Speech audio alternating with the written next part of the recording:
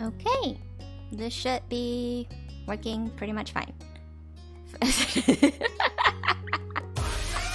Well, there you go, Ray. May you enjoy that. Bye.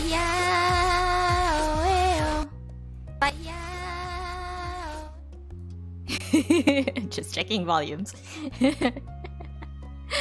Ray is fast. Ray is fast indeed. Winter, hello. Winter. Okay, guys. Well, thank you for coming to my stream so early. It has been a while since I've done a solo stream. It feels good to be back. Winter. Love it, love it, love it, love it. Oh wait, let me give heart emotes. Let me give Winter heart emotes. There. Here. There. That's for you, Winter. I love you. You're so cute. You're so pretty. Okay, I sound demented. Let's just... Oh, the emotes look so good next to each other. Well, they're done for the same person, the very adorable Kai. Ah, I'm so happy. Awesome emotes. Well, okay, I'm just gonna get started because I do want to finish this game. Hopefully by next Monday I will be finishing this. Yeah, I kind of really did a great job. For sure. I'm hoping to get a lot of mileage out of these emotes, so let's just keep going. Alrighty, so last week's hiccup, I wanted to do charity, but the stream was doing a weird too much. So yeah. And now hopefully it's all exercised. We have no longer troublesome possessed streams, so that is a great awesome thing. Oh yeah, Winter using all the heart emotes. Yeah. We gotta get Winter to affiliate too next, so Winter can have emotes too. I'm gonna make that my next mission now that Moon is an affiliate. It's gonna be Winter next. Winter next on my list. Okay, so I'm gonna try do maybe these two tonight. We'll see how far I get, and then maybe in the next stream I will try to end summer. So yeah.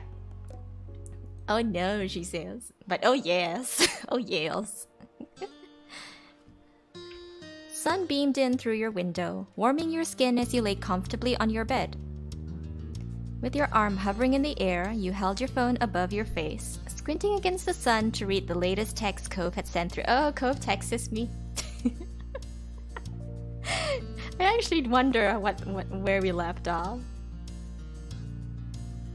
Fire! Hey Rogue, thank you for dropping by. Oh wow. Yeah, the room's color really is pretty. It's like they gave me a few options to customize the room, Winter, and I kind of just went with this because it kind of struck me as Cove's color, and Cove's color is technically your color, so it's just really nice. It's just really nice all around. He was out with a group he volunteered with Orca, doing some kind of activity. They'd been at it since early that morning, and he'd been keeping you updated by messenger. Okay, so Cove's doing some Orca work. Sure thing, Rogue. Good luck with all your work. Okay. At least Rogue announces he's here. I just never announced I'm anywhere. The latest one explained how he just finished cleaning up the beach and was now heading over to man a stall on the shopping street to sell tickets for a fundraising dinner. Oh, Cove's doing good volunteer work. Before then, he wanted to call. You didn't mind that, and replied saying as much. Yeah, he gonna call us. As you waited for it to come in, you let out a big breath, thinking of the formal dinner that Orca organized. Oh, we're gonna get a formal dinner? We're gonna have to be formal? Oh, we're gonna get to see Cove in formal wear, I think. Oh, this is gonna be great. What did I put him in? I don't remember. Being a completely fundraising-focused event for large donors, it was crucial for the organization's projects in the year to come. That's why Cove had been so busy lately. Yeah, formal wear Cove. Hi, Lix. Welcome. We actually got to continue with this time. And yeah, I think we're gonna get to see formal wear Cove. I'm looking forward to this because I can't remember what I put him in. It's been a while. It's been a hot minute. All you had heard about so far was that it was a prim and proper occasion with speeches and everything. Yeah, formal for sure. And then the notification popped up. Incoming call. You picked up immediately. Hi. Sorry. Sorry? Why is he sorry? He's calling me. And oh my god, I have missed your face, mister. Okay. We gotta get you, Cole. We gotta finish you. Well, wait, no, not finish you, as in like, this is not some fighting game. we just gotta finally make you the boyfriend and then the game can be happily ever after. Hey Marnie, sorry I don't have a lot of time to talk, but this was my chance, so you know. Okay. Oh, okay, what do we say? It sounds like you're doing a great job. Are you sure you're getting enough rest? I hope you can pull yourself away from your beloved beach. What a mature, responsible boy you are. No. I wish you were here with me instead. Oh, let's say that, right? I wish you were here with me instead. I'll just be forward with him. Or should I save? I don't know anymore. No, let's just go. Marnie. He spoke wistfully. You weren't the only one yearning to be near. Aw, he wants to be near us too. I mean... do you want to come by to see me? At the booth, I mean? The raised eyebrow. How I've missed this. Sir. Sure, why not? Okay, cool. See you soon. It's just down on the shopping street. You'll see it. Sure.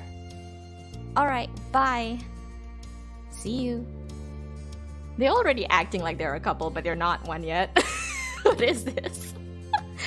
After the temporary goodbyes, you tucked your phone away and pushed yourself up from your bed. Heading downstairs, you found Ma lounging in the living room, seated on the couch with her legs tucked up and a magazine in her lap. She looked up at the sound of your footsteps, giving you a smile. Hi, Ma. Hey, sweetie, what are you up to? Cove just finished with his first Orca activity. He's going to the shopping street to sell tickets for their fundraising dinner. I'm gonna meet him there. Because I apparently have nothing better to do. That's fantastic. Good idea. That sounds wonderful. She nodded happily, and then her face fell a little as she put her magazine to the side.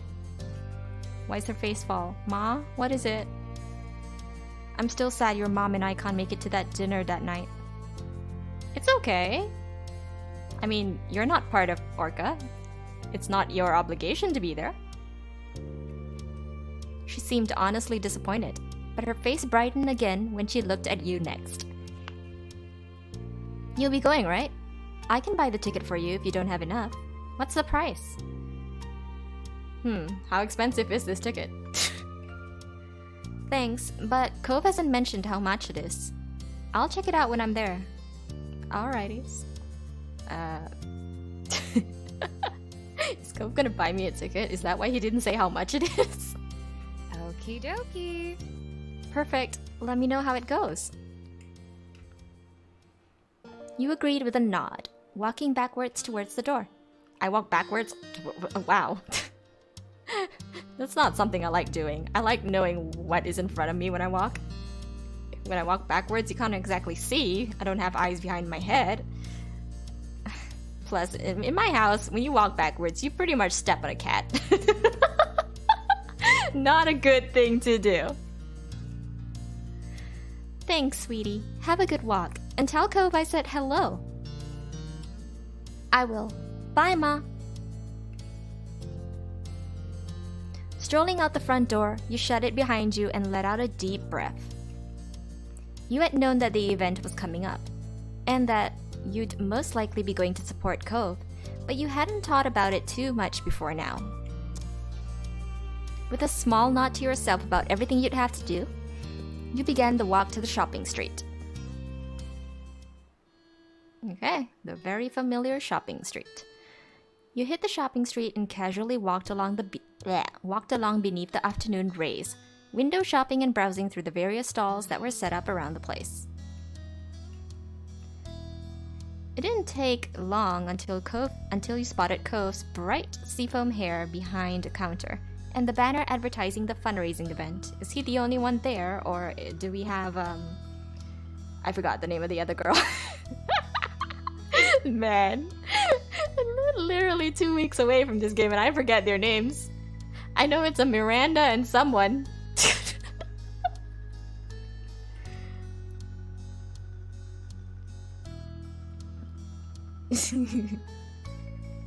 He caught your eye as you headed over and stood from this seat with a smile, pleased to see you arrive. He stood still, gaze stuck on you. He can't stop staring. waiting until you approach the counter. You came right up to the front of the booth. Oh, he's got his orca shirt on. Looks cute. I like it. Inspecting the little plush sea animals that decorated it, before turning your smile on Cove. Marnie! Hey, good to see you. Hey, you made it. Yeah, of course I made it. I said I would. Have you settled in and everything? He nodded, taking a quick survey of the simple booth. I appreciate getting to take a seat for a while. The beach was great, but it's nice to be off my feet for 5 seconds. Yeah, I suppose he must have had a really tiring morning. I wonder if he was the only one doing the cleaning. I don't think... Usually in these sort of things, you're not the only one, right? There's like a bunch of other people helping you as well. He can't be the only one mending the booth either, I imagine. But, Zane! Zane-san! Thank you for stopping by, and thank you for using my emotes. Finally get to visit Cove. And there we go! Zane's timely timeout redeemed. Timeout... I spelled timeout wrong. Timeout... Zane... 120... Yeah, there we go. Thank you for the timeout redemption as always, Zane-san.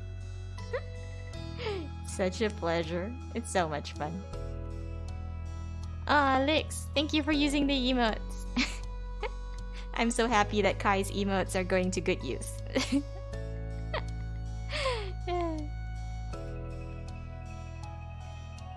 Okay.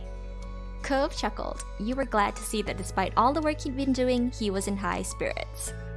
He seemed to really be enjoying working with the charity. Oh, hello! Strawberry Girl 15? Yeah, Cove is back! And hi, Maxima! Hi! How you doing? Wait, are you still streaming? Yeah. I think... Oh, you're hosting, I see. Okie dokies. And thank you for stopping by.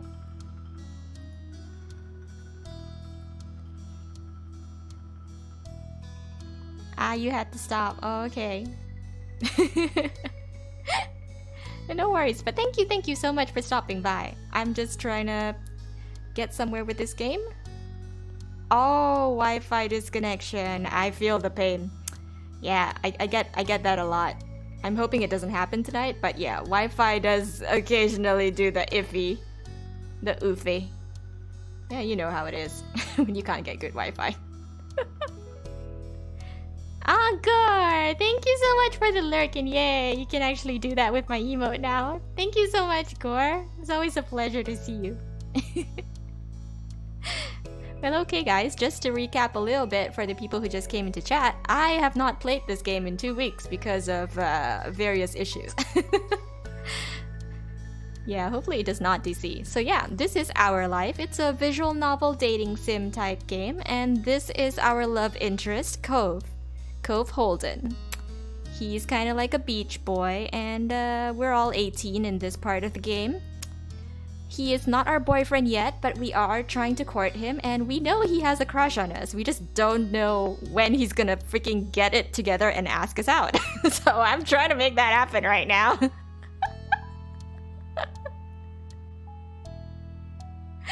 Still amuses me. Zane-san joins the stream and immediately redeems the timeout. Yeah, I love it. I love it so much. I didn't think much about timeouts, but after someone started doing them, I was like, okay, this is fun. I see now why this is a thing.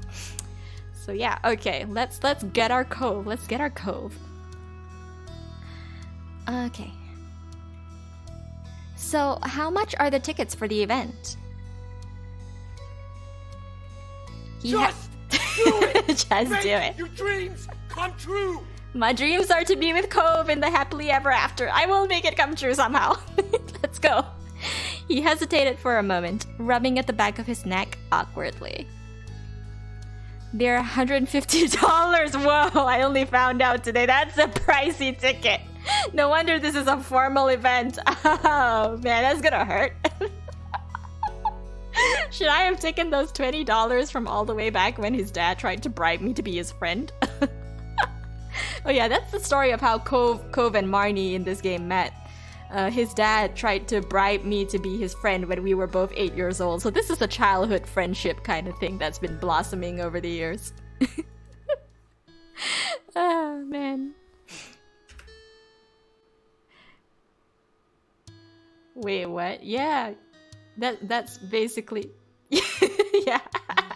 Cove's dad tried to bribe Marnie to be Cove's friend back when they moved into the neighborhood. Our character here did not accept the bribe, and we have already told Cove this happened, and he worked it out with his dad. It's cool now. It's cool now. We cool now. That makes sense. That's so high. That's pretty low for a former fundraising dinner. What should I say? Honestly, I think it's a formal event, right? It's a charity event. I think it makes sense that the price is high. You want to be his friend, and Lix just wants to be his GF. What the heck, Lix? No, he's mine in this playthrough. He's mine. Hiss. Sounds like a pretty reasonable price for such a fancy event. I've seen way more expensive ones. Yeah, probably. I don't have enough. I don't have enough, do I? Cove shrugged, glancing down at his clipboard as he answered. That's... Yep, Lix has priorities. I can't say I disapprove, but get your own Cove, please. This one's mine. The game is free on Steam. You can get it. It's definitely not something I would normally be at, but it seems to fit the type of people who are into that kind of thing. Most people that have bought tickets wrote a check for it. Yeah, rich people, basically. But yeah, rich people are the ones who have money to contribute to these things. I've never written a check for anything before. Well, yes, you're 18. Why would you write a check? I'm sure your dad has written plenty of checks though, Ko.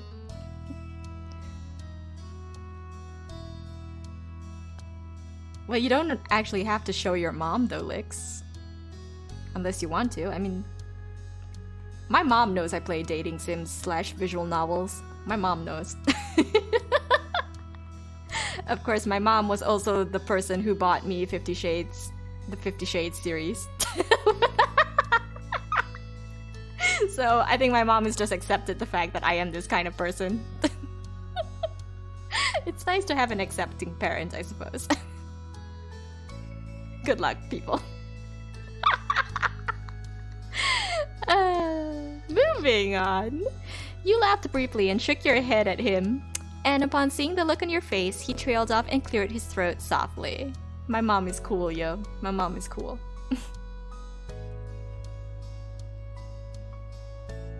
Oh, your PC's in her working office? Oof, okay.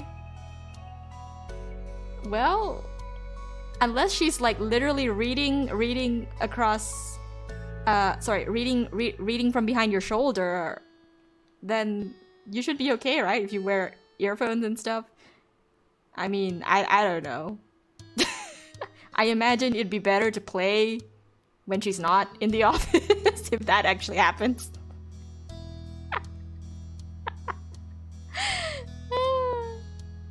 She knows. Oh, no secrets, huh? I'm a believer in the fact that people need their own space and privacy every once in a while. It's not comforting when someone knows what you're doing like all the time. Your mom don't really care. Guess your mom trusts you. Which is good. It's a healthy relationship, I suppose. But yeah. I don't know. This game is a good game though. I don't think she'd have any issues, I suppose. I mean, that's just me guessing, but this feels like a very good, safe game for a visual novel. There's nothing crazy here. This is definitely a good visual novel to start off with if you're starting with visual novels. That's just my opinion. Okay. A couple of people did have cash though. But yeah, that's the answer to your question. Wholesome worry game. about it. That's right. Wholesome. Still, I'd really like for you to be there. Look at him, he's blushing. The blush on his cheeks. I'll get you a ticket so you wouldn't have to worry about— He's buying us a ticket, guys! He's literally paying for my ticket. You just have to come. Sweetie! Sweetie, can we just do like the half thing? You pay half the ticket, I pay half the other. I pay the other half? Like, we're not dating yet. I don't want to put this on you. You've already bought me things over the years. Here's me trying to reason with a 2D guy again. You will? Group members get to bring a guest? No, we only get entry for ourselves. He just wants to buy this ticket for her. He's such a gentleman. It's high noon. It's high noon. Thank you for dropping by, Sky. I wish it were high noon so that would actually make sense, but yes. Once again, every time I hear high noon, it's like there's a part of me that still panics because of the fact I used to play healer in Overwatch a lot. Okay. So, no, we only get entry for ourselves, and it's only people who volunteer a certain number of hours, or if they're actually part of the team running it. So, do you volunteer certain hours, Mr. Cove? Cove has grown up so well. So, basically, I'm gonna buy it for you. Dude, this is... I know this is a volunteer work, right? Do you actually get paid for this, Cove? Wait, no, he said certain hours, so he must get paid. Yeah, he's probably getting paid. Okay. Did he get this job just so he could... No, I don't think he did. No. There's no way he got this job just so he could spend money on his girl. Okay, how should I react? You were shocked by that. It was so thoughtful of him to offer. It is very... No way, I'll get my own ticket. Thank you. I can't let you do that. It's too expensive to be a gift. I'll make it up to you somehow. Shall I go to say so? Please don't pay for me. It's too expensive. Or you were shocked by that. It was so thoughtful of him to offer. No way, I'll get my own ticket. No, this just... I don't want to just rebuff him right off the bat. That sounds a little bit like I'm not appreciative of his gift. I'm very thankful, but it's very hard to say yes. All the choices are too normal. I'll make it up to you somehow. You know what? I'm gonna go with this. I can't let you do that. It's too expensive to be a gift. Let's see what he says. Come on. Please let me get it for you. You're still supposed to be my guest. I want to donate anyway. This is the chance to do it. Go with your heart. My heart says no, do not let a guy pay this much for you. When he's not your boyfriend. Do I want the curse choices?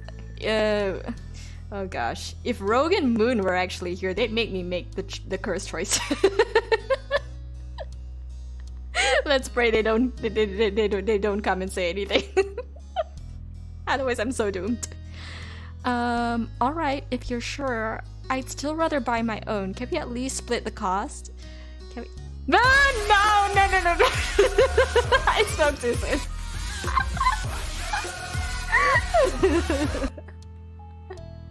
Thank you for dropping by.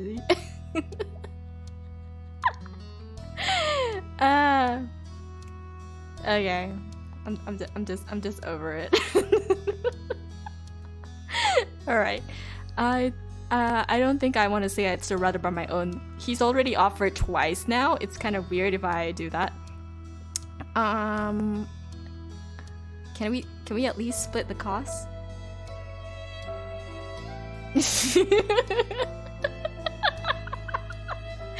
Everyone else, we reveal ourselves in Marnie's stream using fire. Zane-san, timeout, redeem. I love it though.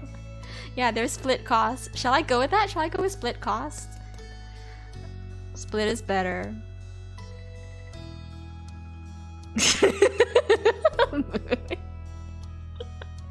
I need to stop opening my big mouth. Okay, I guess I'll try split costs. Wait, no, wait. If I'm trying to win him over, should I just let him pay for me? Wait, I'm gonna save.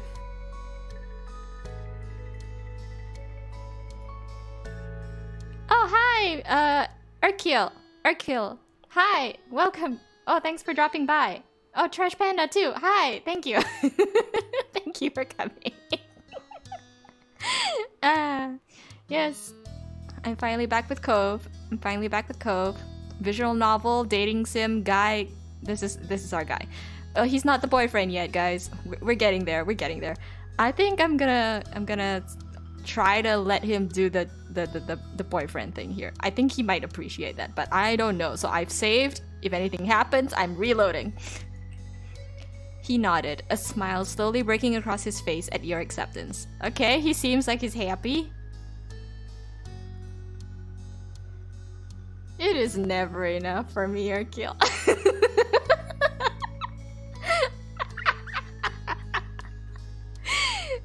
What matters to me is that you're there. Aw, sweetie. He glanced over his shoulder quickly before turning back to you, his lips tilting mischievously at the corner. Mischievously? What do you have planned? Are you gonna confess to me? At this party? Sir? Cove, what's your agenda? What is up? Well, I'm not supposed to, but if you want, you can sit behind the counter and keep me company while I sell tickets. He just wants company. Go. As long as you don't get into trouble, sir. You burst out laughing. Heck yeah, you are such a troublemaker even when doing volunteer work. You nodded and grinned at him. I'm going to call him a troublemaker. He chuckled and gave you a guilty look as you rounded the table and took the extra seat beside him. Hi, I apparently work for Orca now.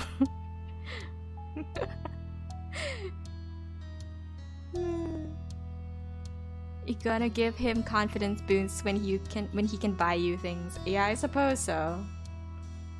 I guess. I mean, I don't know. Do guys like it? Buying their girls things? Being able to buy their girls things?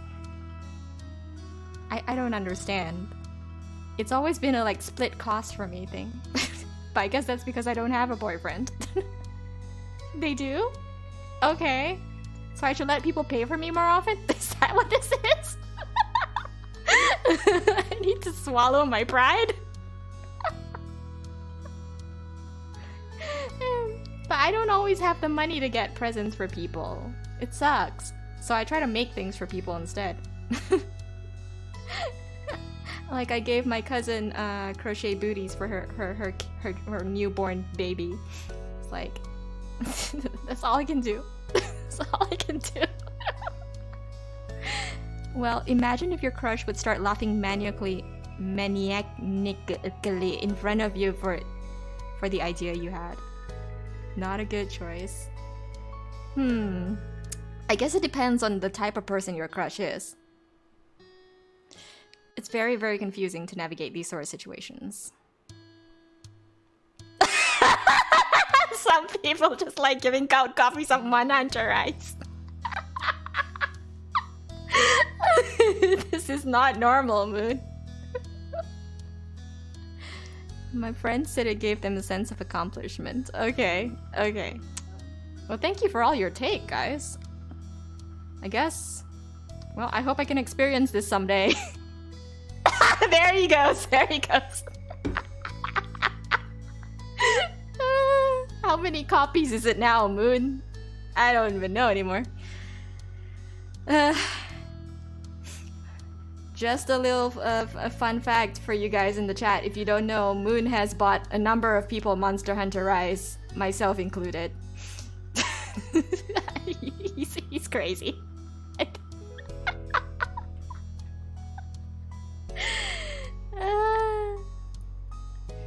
The afternoon passed in a blur, with you and Cove laughing and chatting in between ticket sales. Oh, we had a good afternoon.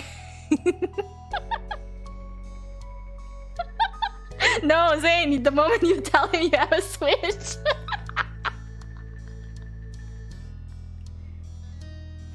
Well, I paid for... Well, I suppose... Okay, maybe I understand a little bit. I paid for Ray's BTS ticket because I wanted her to come watch BTS with me. Back when they were still allowed to tour. We were able to catch the BTS concert in Singapore. I paid for her ticket, man. It was not cheap. And then Ray became an army with me. So it worked out in my favor. I'm proud of that.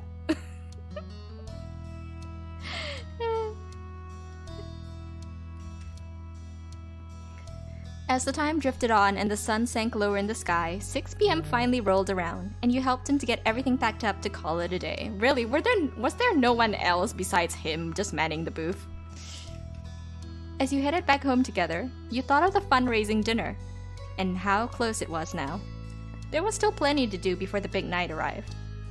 But it's not your job, you're not part of Orca. The days continued on in a normal flow. And before long, the night of the Orca fundraising dinner was upon you. It was early evening, and you were in your room getting ready as the minutes ticked closer and closer towards the time you needed to leave. What am I wearing? You wanted some privacy, so you had locked yourself away on your own. Liz was helping you pick out an outfit. Oh, do I let my sister pick out my outfit? My sister is very pretty. Maybe I should let her pick it out. Cove was on speakerphone. Liz was helping you get ready while Cove was on speakerphone. I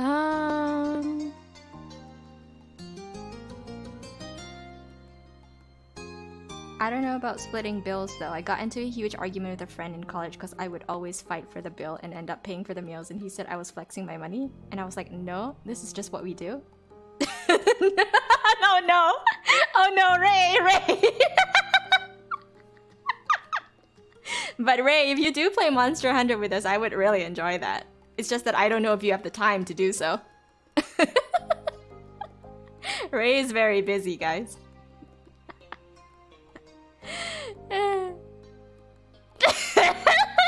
Here we go! This is funny as heck. Moon just promoting Monster Hunter everywhere he goes.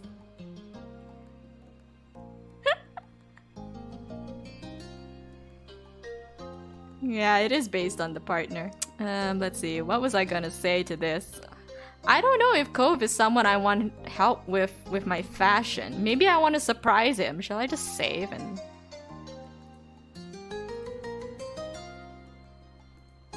Do guys want to be part of what a girl wears? Do guys want an input on what their girl wears? I don't know.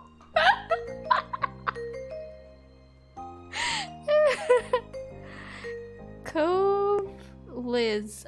I think I trust my fashion sense. But you know what? Let's just skip Liz. See, she's so pretty, guys. Look at Liz. She's pretty. She's gorgeous. Some guys are really controlling. Some just like to be asked because it feels nice to think that your opinion matters. Okay. I don't think I would like it if a guy told me exactly what to wear, but I wouldn't mind input. If I ask for an opinion, I would like an answer. That's just it. Doesn't mean I'm gonna use the opinion, but I would like to take it into consideration. Yeah, that is true. Ray doesn't always play those sort of games. She comes only when her boyfriend whines. Otherwise, she probably wouldn't come back to all these games.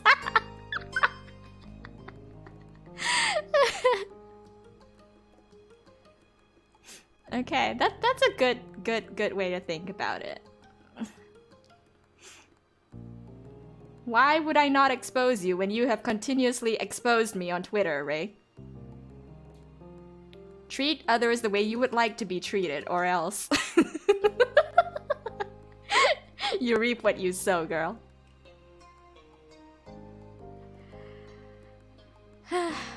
Lizzie is so pretty. You stood in front of her, considering different items while she sat on the edge of your bed, lips pursed tight. She had given a firm yes or no to each item you showed her. Oh, sis knows fashion?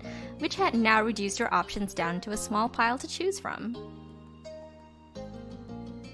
The event had strict guidelines, and you wouldn't... Come to think of it, Moon, if Ray joined us by some miracle, I bet she'd be another light bowgun user. I like to think I know what Ray would use.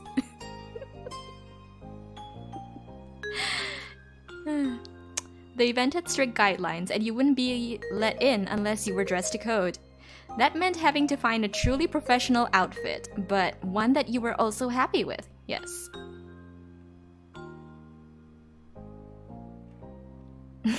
Plenty ranged users indeed. You were happy to have the chance to dress fancy. You want to be practical about it. You weren't happy about to dress up. I like dressing up, it's just that it takes so much effort and time.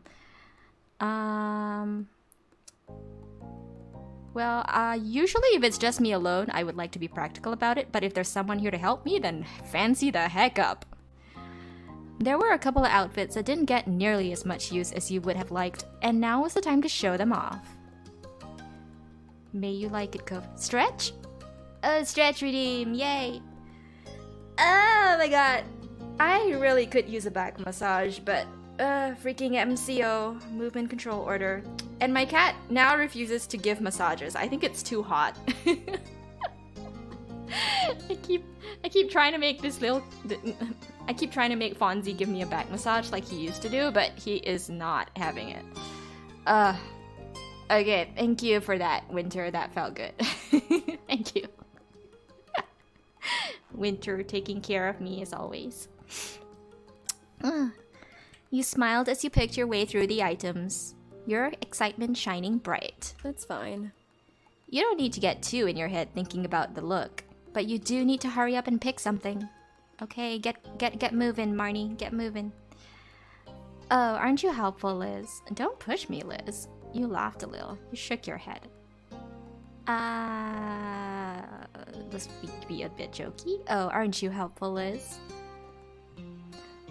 Oh, thanks for the lurk, Panda. Thank you very much. You rolled your eyes sarcastically and pouted. You knew you needed to make a decision and didn't appreciate the way Liz was pushing you towards it. She's my sister, it's fine. This is how sisterly relationships kind of work, I suppose. Sorry, I'm only trying to get this done. I believe you. She really should hurry. Taking a deep breath to refocus yourself, you looked over the options one last time. It was time to decide on an outfit, and quick. I wish I could actually see the outfits, rather than them just giving me a freaking bunch of words to choose from. Chose a dress, a button-down shirt and pants, a blouse and pants. You chose a button-down shirt and a skirt, a blouse and a skirt. Heck no, we're going dress mode. We're going dress mode. It's a formal event, we doing dress. Stream manager, are you okay? I'm just trying to reload stream manager because it went bye-bye on me. Okay, there we go. Awesome. Still going strong. Nice. Liz nodded in approval, clapping her hands together satisfied. Okay, Liz approves. I am happy. She's wearing a dress. She's probably happy that I chose a dress. Good. Finally, we're making some progress. Standing in front of your mirror, you quietly assessed your outfit. Should probably add an accessory. Let's get some bling. It needed a little something extra to finish it all off. Rummaging through the rest of your wardrobe, you picked out what you needed to complete your outfit. Anklets! Cove likes anklets! I remember that! Hey, look! We got anklet! Anklet!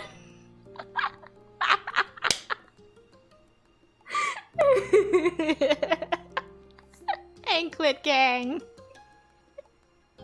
You had to quickly remove your shoes to slip on the anklet before stepping back into them again. I like how Liz sort of... I don't know, it feels like Liz is in on this joke now. Look at her expression. Okay, let's see. A necklace, a bracelet, watch, belt. I think watch is very, very masculine in this sort of context. I don't think ladies wear watches to formal functions very often. A belt, a ring, a pair of earrings. Oh, earrings would be fun. But her hair is long and down, so maybe a necklace. Okay, let's go with it. Ray wants earrings. You want earrings, Ray? Pair of earrings? Okay, for, just for Ray, I'll go earrings. Ray likes earrings. You hurried to put on a pair of earrings to match your outfit, aware that time was running short. Oh, I still got one more choice? Okay. I'm gonna put necklace. And that's gonna be it. Turning back to the mirror, you let Liz drape your best necklace around your neck and clasp it together at the back. Yay, thank you, Liz. That's it. That's it. We don't want too much. Necklace or earring, something to enhance the crown of all ladies. The hair. The hair. Doing hair, that's the bane of my existence. My hair is really, really thick IRL. It's a pain to style. Too much work. And with that, you decided to apply makeup. You asked Liz if she could put on makeup for you. Let's get Liz to put it on. She looks gorgeous. I bet she knows a thing or two about makeup. Let's make her do it. Just shave head, so much easier. I wish I could, but my mom would probably disown me if I did that.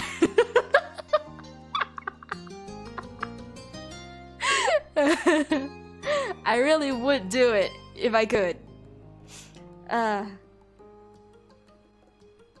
Muji senpai, can we touch your hair?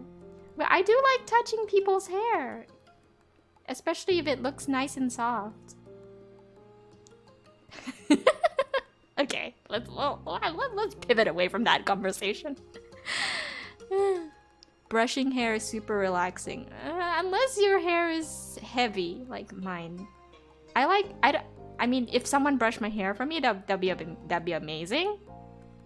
But brushing my own hair extensively is kind of tiring. Okay, someone else's. Yeah, okay, I can relate then. Leaning up in front of the mirror again, you spoke over your shoulder. Do you think you could help with some makeup for tonight? Absolutely. I'll show you everything I know. You're welcome for that. Thank you. Hercule. Yeah, well that is a pretty long hair, a pretty long length of hair. With that, Liz really got into gear. She worked deftly to apply all the details without holding you up too long. All while keeping you informed on what was happening to your face. Okay, so she gives me the rundown. Tell me, wait, no, Liz, I want the rundown. What are you putting on my face? Finally, you were dressed. It had all come together. Liz, what do you do? Mascara? Do I get fake lashes or blush or what do you put? Let me know your secret. Cove sent through a text saying he was heading to the car and would see you in a bit. When you looked at Liz again, she had a goofy smile pulling at her lips. What's this goofy smile from? The whole shebang. What exactly is the whole shebang? You look very nice, Marnie. Everyone has different shebangs. Wait, did I say something weird again? Forget it. Okay, I look nice. Thank you, sis. Thank you. Thank you. Thank you. Ray, you're not making sense again. Alarm?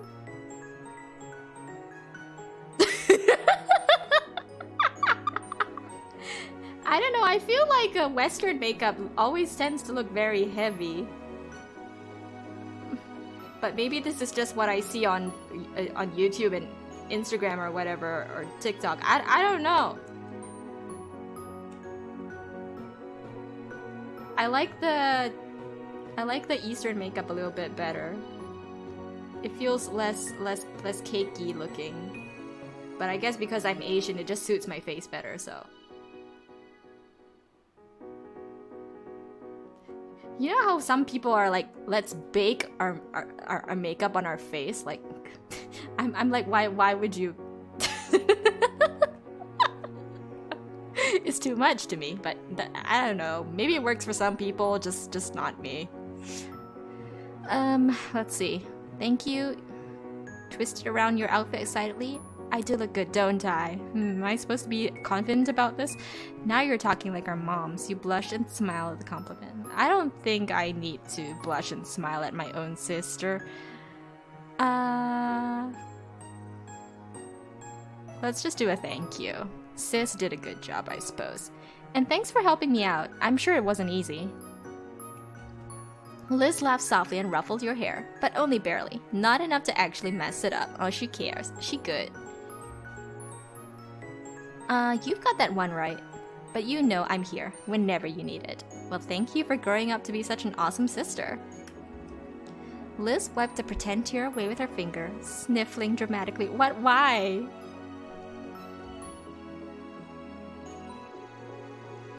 Oh yeah, that joke.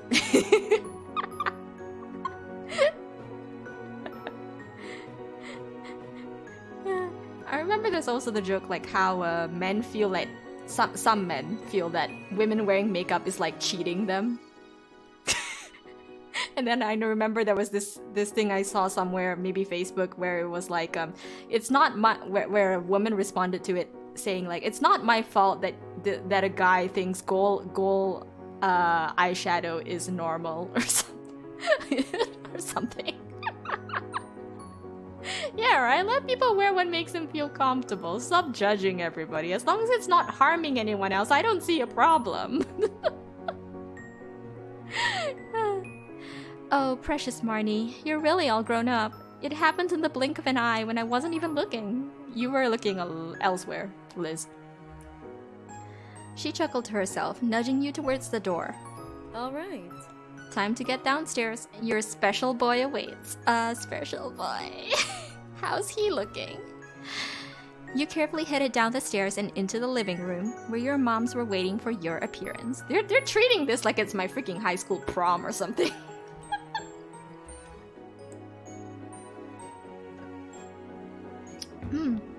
As you entered, they both stood from the couch and came over to you, smiling broadly. You look so wonderful, Marnie. Nice. And very mature, too. Okay. I really do wonder what this dress looks like. I know, right? Liz, you have an agenda, alright? You definitely have an agenda. I don't know if you can call what we're on like a date. Cove has never actually asked her out on a date, but they hang out so often. They continued to coo and fuss over you until you managed to brush them off. Ma took Mom by the arm and held her close, the two of them admiring you proudly. You enjoyed the attention. No, probably not. Not from my moms. From Cove? That's a different story. Thank you. You sighed dramatically. I already got this from Liz. You wondered why they were making such a big deal. Let's sigh dramatically. You were going to be running late if you didn't really get going.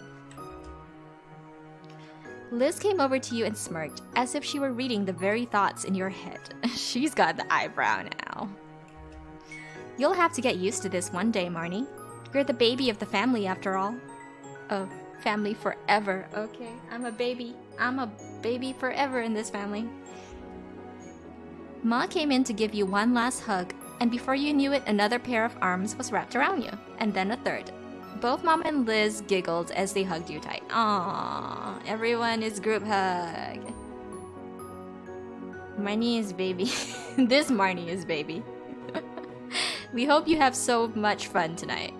I shall try. Have fun. We won't wait up for you. Stay out as long as you need. You're old enough now. Oh my gosh, I had to stay up? Wait, is this a yes to do whatever the heck I want with girl? No.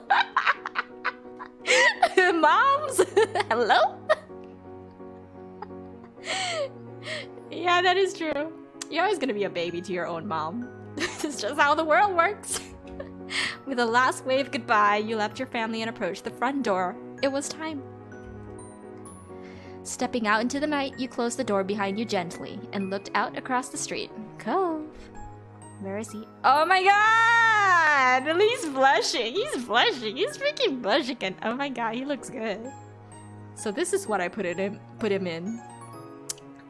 He's got some sort of geometric print shirt on. Looks good. I like it. Awesome. Cove was standing there in the street. His eyes met yours immediately, as if he had been watching your house for the moment you would come out. He smiled bashfully. Hey, Marnie. Hey, I hope you're ready to do this. Do what? We're just going to a freaking charity party, Marnie. What's in your mind? You took the chance to check over his outfit as he walked across the way to meet you. It was formal for sure, though didn't feel overly posh. It made sense for him and was honestly a sight for sore eyes. He was always beautiful to you. Yes, he is. Hey, baby. We're not boyfriend and girlfriend yet. He has to work up the courage to freaking confess first. Then he can call her a baby. He looked you over as well, a subtle blush creeping over his face as he quickly cleared his throat and averted his gaze. Oh, he's shy. He's shy.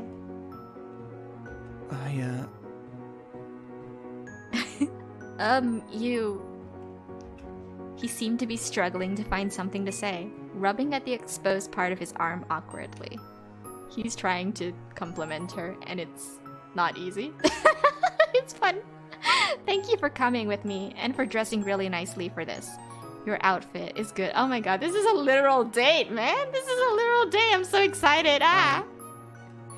Better than good, really. Oh my god, this squealy. Ah. Great, I guess? Something else? Hello, Cove.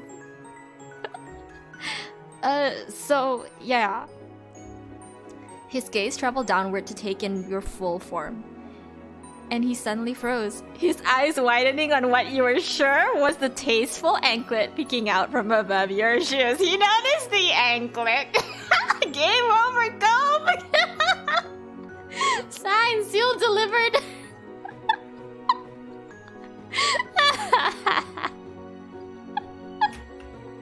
Cove turned his very red face away from you, and you peered at him adoringly as he mumbled to himself. What's he mumbling to himself? Oh my god. He's dead, guys. He's dead. He's so dead. He's doomed. As you imagined, the choice of accessory had him fully flustered. You knew how he felt about them, and he knew that you knew how he felt about them. Cove, do you get the message now? Do you know what Marnie wants you to do? Can you please man up? Please confess? The purposefulness of teasing him this way likely had an even bigger impact than even seeing you in the anklet. Yep, he knows. He knows, indeed. You start to wonder if it was a good idea after all. No, I'm not teasing him! Oh my gosh. I just want him to get his freaking act on already. Cove acting like that was killing you, and you hadn't even started the trip to the dinner yet. I'm sorry I can't read the signs in real life, okay? It looks different when you're the one from the outside and when you're the one in the position itself.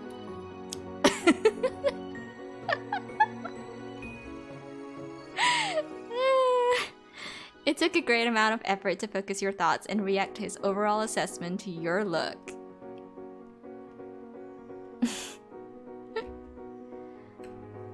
Thank you. You felt shy over it. Your look is very nice too. You're so hot right now, you said flirtatiously. Oh my god. You shredded. Am I supposed to say this? Is this gonna get things moving? I don't know anymore.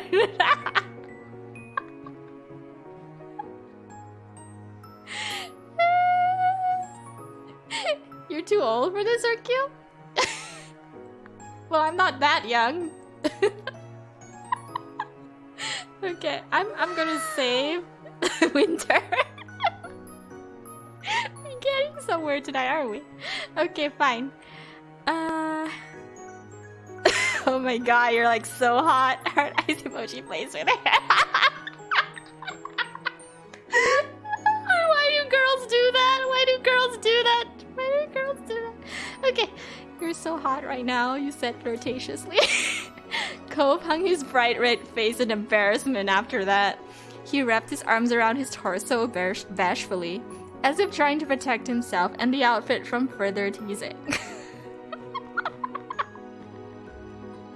Come on, Marnie.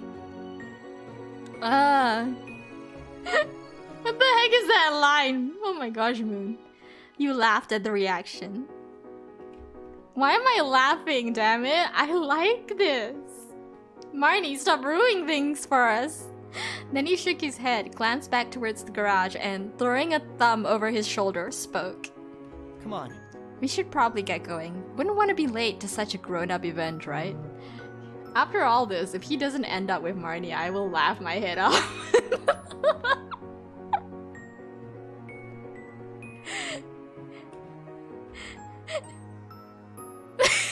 Urkel.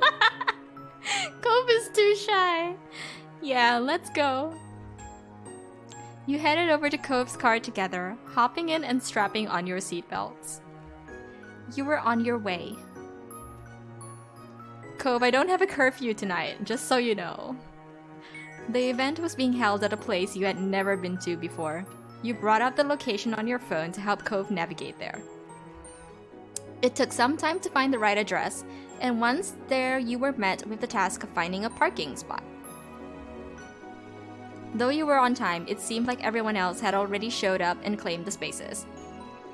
Man, we should have left earlier. Marnie, why? Eventually you found a suitable place, before realizing that it required payment. Cove covered the amount. Why is Cove paying for everything? Taking a ticket from the machine and leaving it on the dashboard of the car. Oh man. Ooh! Wow. We've got like a freaking aquarium about us. This is kinda nifty. Despite the small holdup, you managed to ultimately, make it to the event and confirm you were on the guest list before being shown into the dining area. This is really fancy, alright. Why does he look like that? He looks horrified. Cove whistled low as he looked around, taking in the extravagance of the room. Chandeliers hung from the ceiling, and the entire place was decked out with beautiful oceanic displays. Yeah, looking pretty. You were stunned yourself. It was extremely high class, even more so than you had already expected.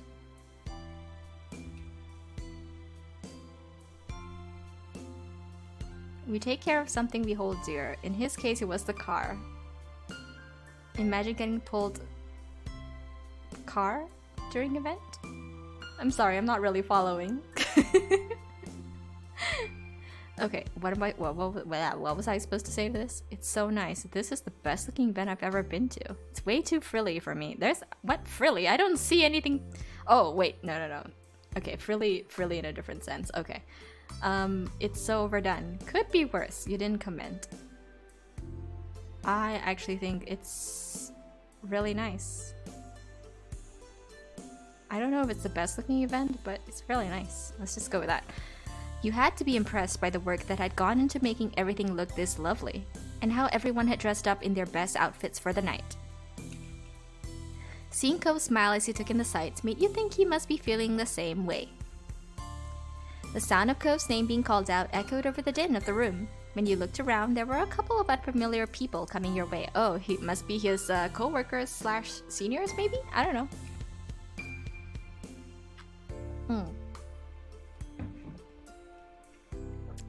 They headed over to greet Cove, giving you both a welcoming smile and hello. We're glad to see you could make it, Cove, especially after all the hard work you've done to help make this night happen. Okay, cool. He put in the work? Of course. Like when you will come out after the event just to see your car locked with ticket. Oh, okay. That's painful though.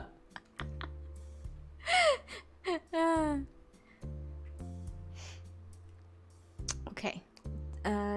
Definitely. I wasn't gonna miss it.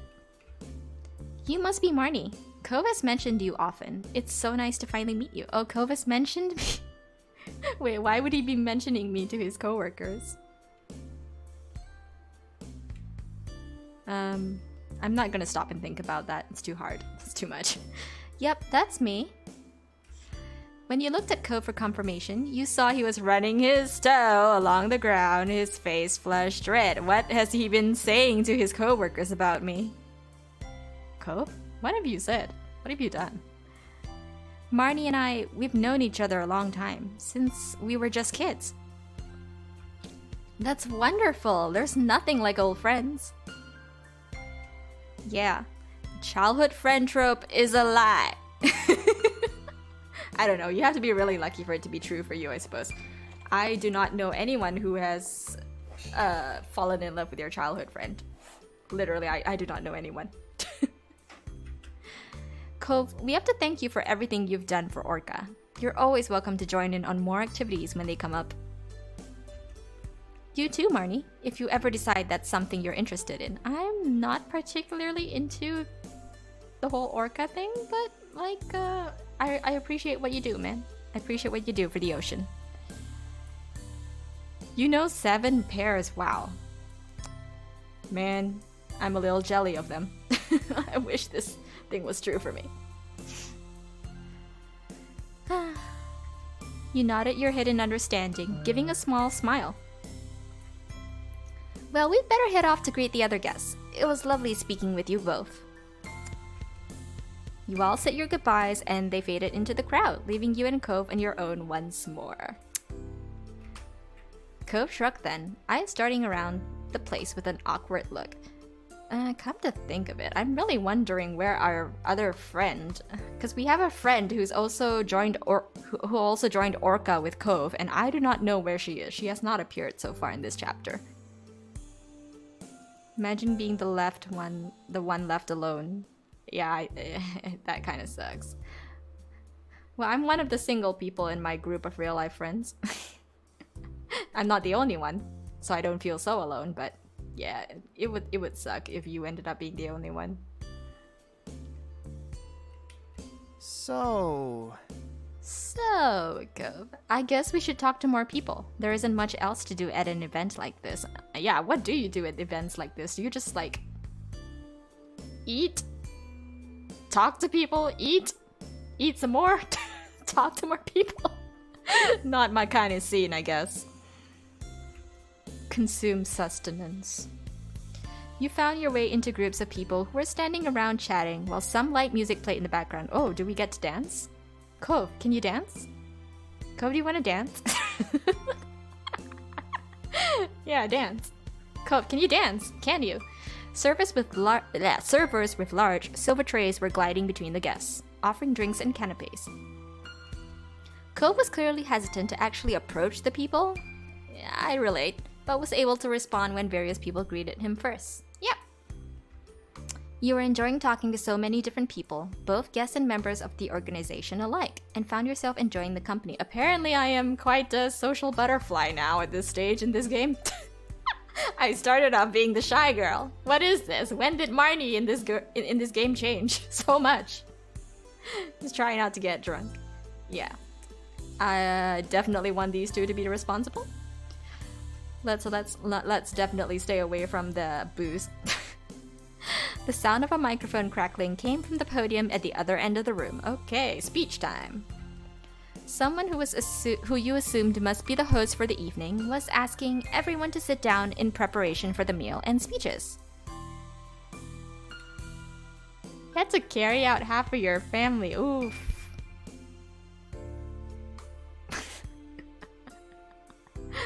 Well, I don't drink, so it's not like I know, but man, that sounds troublesome though. Freaking lightweights. Too bad. Oh well. You and Cove looked for your table, finding it easily enough by the little name cards that were placed delicately beside the napkins. Where are we seated? Do we have a good seat of whatever is going on? A few others joined you at the table, though there weren't anyone that you recognized. I suppose Cove would recognize some of these people, right? The host was still speaking as people were settling, starting off the speeches by giving a welcome to everyone attending. I'm starting to think that maybe he just invited Marnie because if he had to be here alone, he'd be really awkward. It's kind of awkward to go to an event alone if you don't know the people on your table. It's like that freaks me out. I don't like the idea of going to events on my own. She went on to provide some more information about Orca, which you suppose was for the guests who weren't a part of the organization, and the purpose of the fundraiser tonight. Orca's goal, as she explained it, were to aid in the conservation and restoration of oceans and beaches. There were many people who had helped to make the group as successful as it was. When she read of a list of several volunteers who worked on making the event happen, excuse me for the yawn. Cove's name was one of the first to come up. Oh, is that because his name starts with a C? His cheeks flushed with shy pride at that. Be proud, Cove. You're doing good. You're helping the seas and the ocean.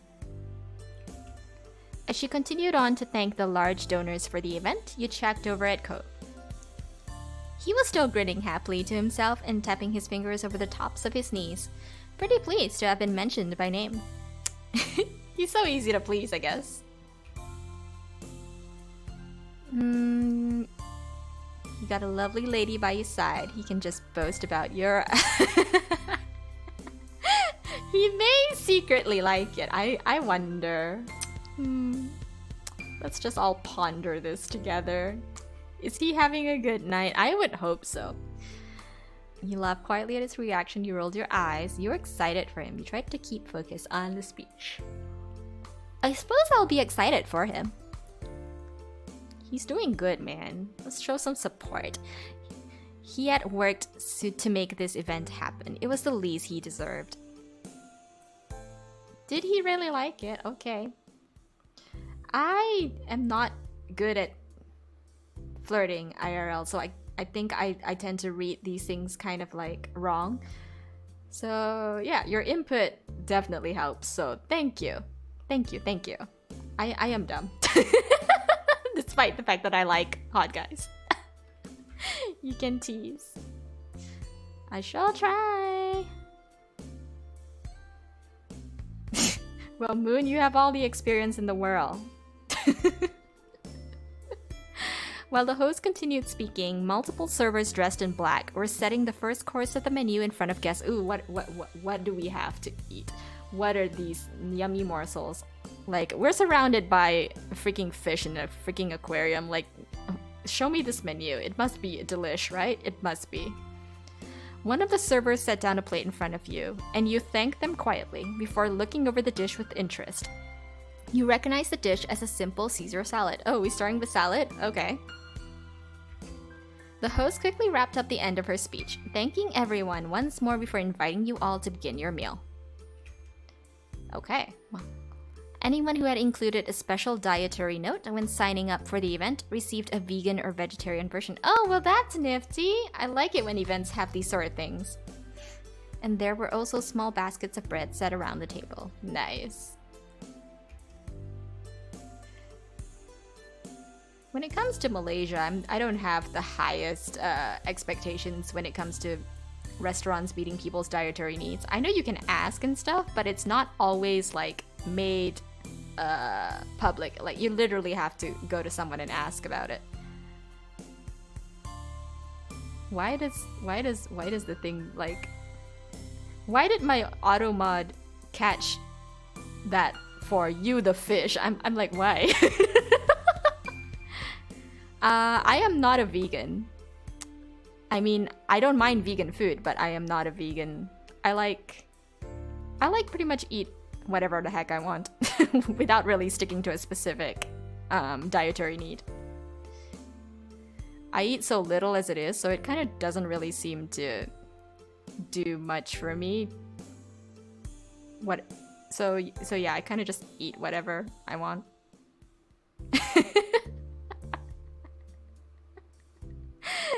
Well, kind of. Well, it's not like I can eat food that is my religion forbids, obviously.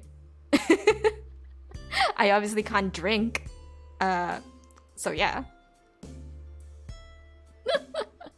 Oh, Moon. Well, take care of yourself. I just am gonna hope that I don't ever get health complications. I'm trying to eat. I mean, it's not that I eat decently healthy. I mean, it's not that I eat super healthy, but I, in general, don't eat junk food. So I think that helps. And I drink a lot of water and not a lot of sweet stuff, so I don't know. My last checkup turned out okay, so I'm okay, I think. I'm hoping it stays that way. May it always stay that way. Okay, I hope your results are good. Okay, now let me just go back to Urkiel's thing for a bit. Let's see, because I kind of missed that message. Nothing is more fun than serving you the fish from the same species that is swimming right next to you in an aquarium.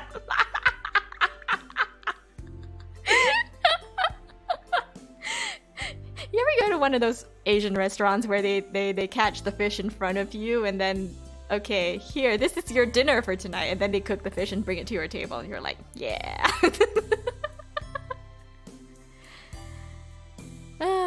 Oh, poisoned liver from overworking and insomnia. Yeah, that sucks.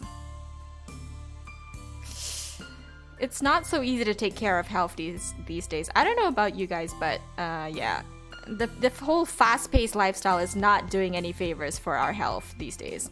It's just not easy. I hope you guys get sufficient rest in these trying times. Please do take care of yourself the best that you can. Oof. Okay, now I believe I've left Cove hanging a little bit too long. Let's see. You ate both the salad and the bread. You just ate the salad. You just ate some of the bread. You didn't eat any of it. I'm probably gonna have both the salad and the bread, man.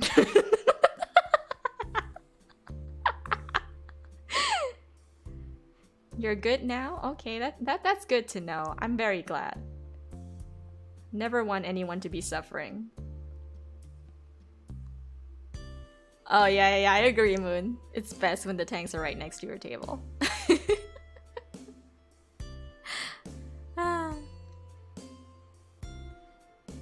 Cove whipped down his salad before munching into a breadstick. Oh, breadstick! Quickly devouring that as well. I hope the next part comes out soon and is bigger. He wants something a bit more, what do you call it? Okay, I lost the word in my brain. He just wants something more substantial, I guess.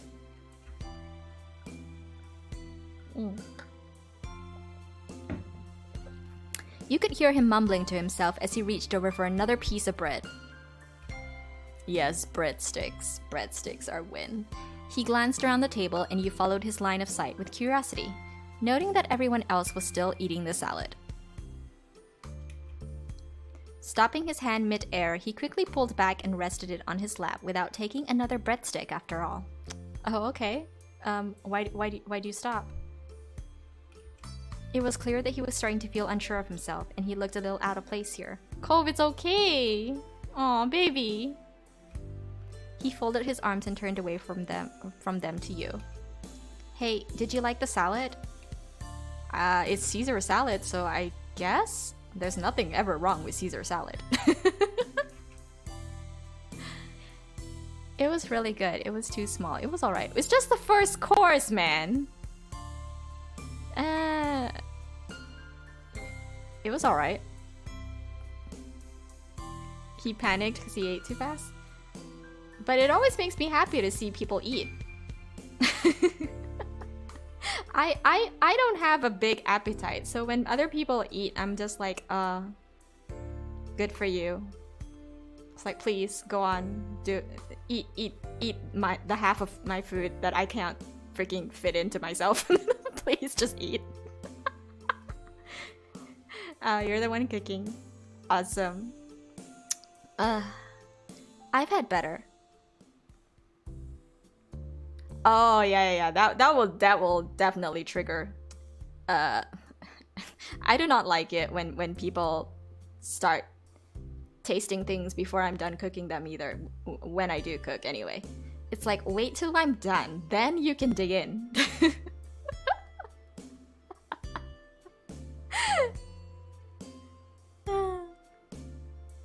cooking for like 9 hours? Wow! Oh my gosh, that's amazing. Ooh, was it like slow cooked beef or slow cooked beef? Something? Ah. Damn. But it sounds good, man.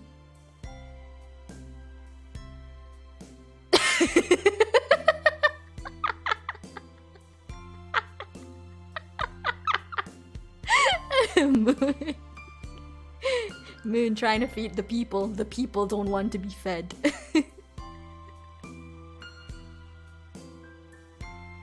Winter.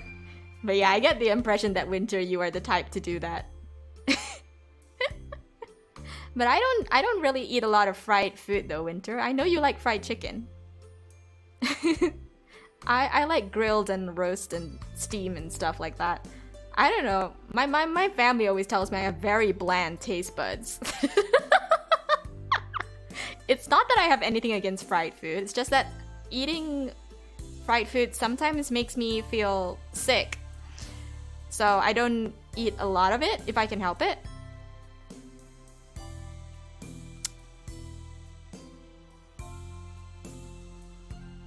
Or Kyo went shopping and then all the stuff was gone when you came back. Oh my god, that's painful. That is painful. That is all your hard work. I'm so sorry for that, man.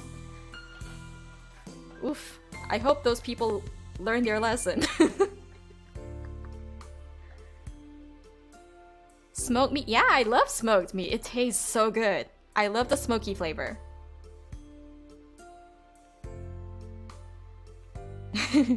Okay, Moon gets me on the fried food. What? They didn't repent! Arkeel, I feel your pain, man. I feel your pain. Oof. If it were me, I would like never cook for those people again if I could help it. I'm like, no, you don't appreciate my effort. You don't even do anything for me. It's like... Family, I would probably still tell off my family. Unless they're the extended relatives who are a little bit trickier to yeah. A little bit trickier. I'm pretty much one of the babies of my family, of my generations. Like, I'm one of the youngest, so it's a little bit hard for me to actually say anything to the older gen. I mean, that's just part of being part of an Asian family, an Asian household. So, but yeah, I'm really so sorry for that. Oh.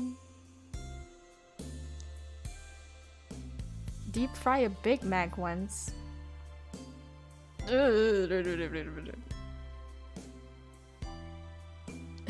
Chopsticks gathering. Yeah.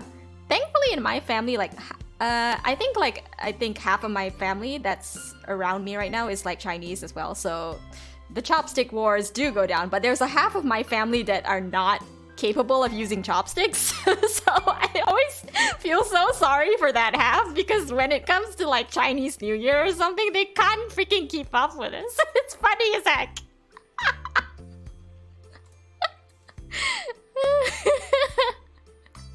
I don't know why you would deep fry a Big Mac, but okay. You do you, Moon. So yeah, apparently I've had batter salad. His gaze remained purposefully tunneled on you. Tunnel vision much, Cove? As if he was trying not to even think about what the rest of the table might be doing. He gave Cove a pat in the hand. Silly faces. No. Do not do that childish thing. Breadstick and gave it to Cove. Oh, would he appreciate that? Yeah. You discreetly flipped the other. No! Heck no, Marnie! What is wrong with you? You don't do this at a formal event. You sat there quietly feeling uncomfortable yourself. No. Just a lot of these are just no's. We're just gonna give Cove a breadstick. Like, come on, can we break the breadstick like Lady and Tram style and then like feed each other or something? I don't know. Let's just go. Let's go giving him his breadstick. Here. It's okay. Oh, thank you. Cove spoke gently as he took the bread from... Guys, hold on a second. I hear my cat meowing outside my door. I'll be right back. Let me just let her in. Hi, baby. Coochie.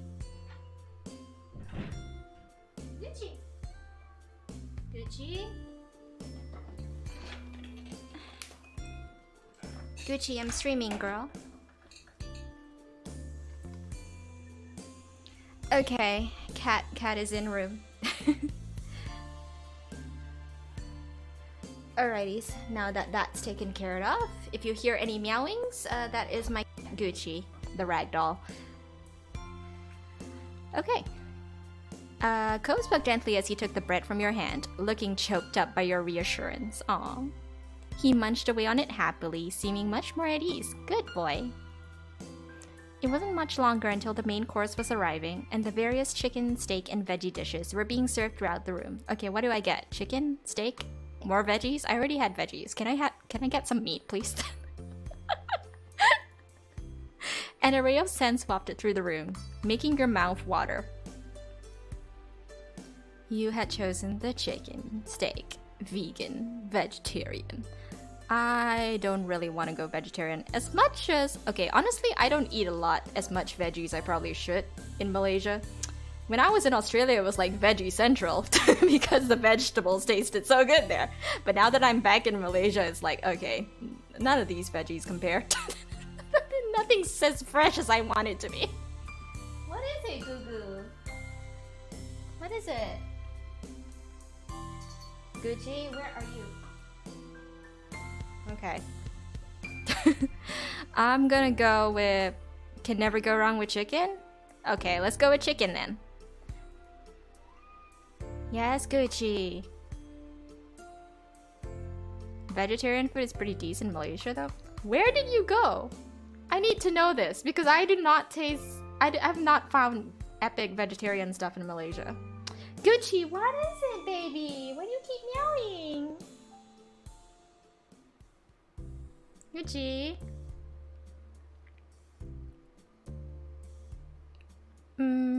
Steak sounds good but heavy. Yeah, I suppose it does. At an event like this, maybe not.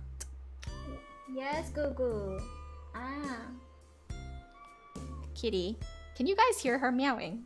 I actually don't know. She's talkative tonight. Oh, your coworker was vegetarian. Do you remember any of those places you went?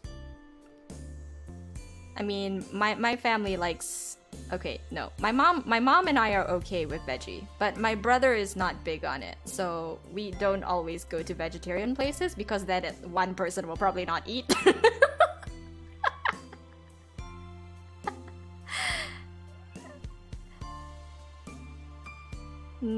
Okay. The cat told me meow. 5 years on, damn it.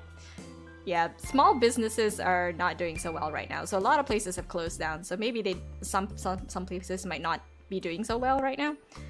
I don't know if vegetarian food is like a big thing in Malaysia because I don't know where I live. Food has not been great in the last couple of years where I live. Yeah, I have to go really far to actually get nice food. The standards have just dropped immensely. Well, okay. A plate of perfectly roasted... Oh, roast chicken. Heck yes, I like this. Roast chicken, roasted veggies. Yes, my kind of thing. A plate of perfectly roasted chicken and vegetables was set in front of you with a delectable pale gravy. What gravy is this? It's pale? What? My mind is not doing the right thing. Cove had gone for the steak, and once he started to dig in, he was completely absorbed in his meal. The moon knows where my mind goes. Oh no. We're hanging out a bit too much these days.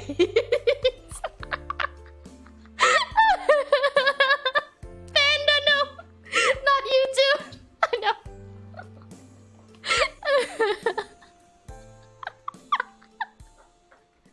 Gucci, no, don't scratch my chair. Gucci? Gucci, no, baby. Hey. Okay, you just sit there, baby. Well, Cove has chosen the steak.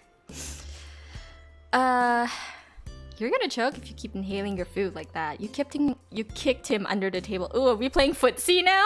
You flicked something at him while he was off guard. You focus on your own food. What should I say? What do I want to say? Do I want to kick him? I don't know if that's the ladylike thing to do. Maybe I should just... Say. Just focus on my own food? Okay.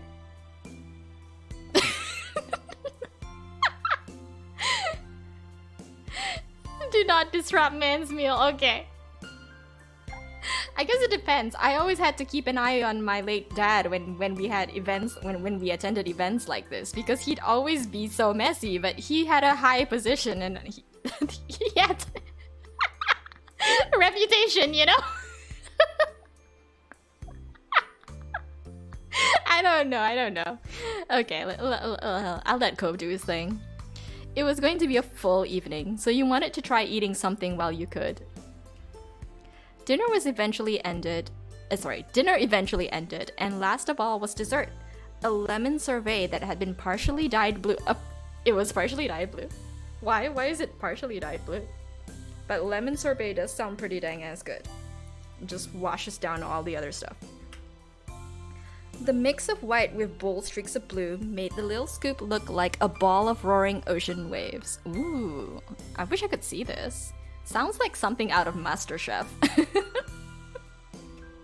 The effect was pretty. Was really pretty. Very pretty. What is wrong with me? Never mind. But the serving size was small. Perhaps it was the price they pay for artistry. You turned to Cove to find him pouting a little at the size of it. Cove. Do you want mine too, Cove?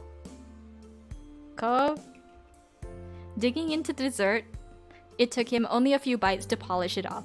Again, the other people around the table had barely even begun eating. Oh, for Cove, we're gonna have to go for something after this, aren't we?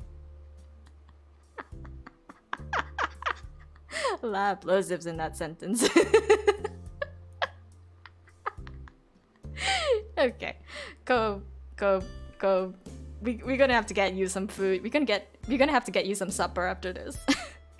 Hungry indeed. An unimpressed air settled over him as he sat back in his chair, sipping at his water unhappily. Oh, he is not happy with this so-called event. It's not for him. Cove is a down-to-earth type of guy. You should appreciate what you got. That's not gonna make him feel any better. Laughing at his moping is not gonna do him any favors either. No. We can get more dessert later. Yeah, we can. I guess we go for this? You gave him an encouraging smile. He looked at you sheepishly, embarrassed to have been caught sulking over such a thing. He fumbled for a defense. Tease? What? How? I don't know. What am I doing? Am I doing anything wrong? Help me, guys. Teach me the ways of teasing and flirting. I require help. Ray believes I require help. I mean...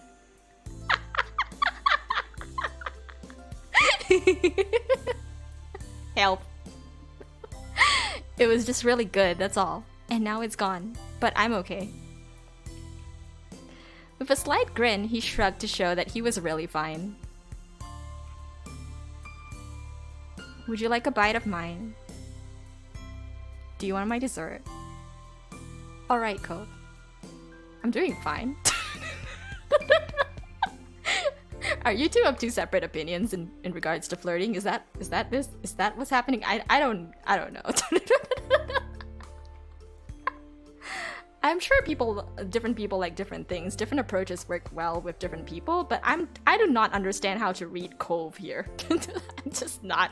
I don't know. Would you like a bite of mine? Can I feed you? Is that what you want? I don't know what's going on.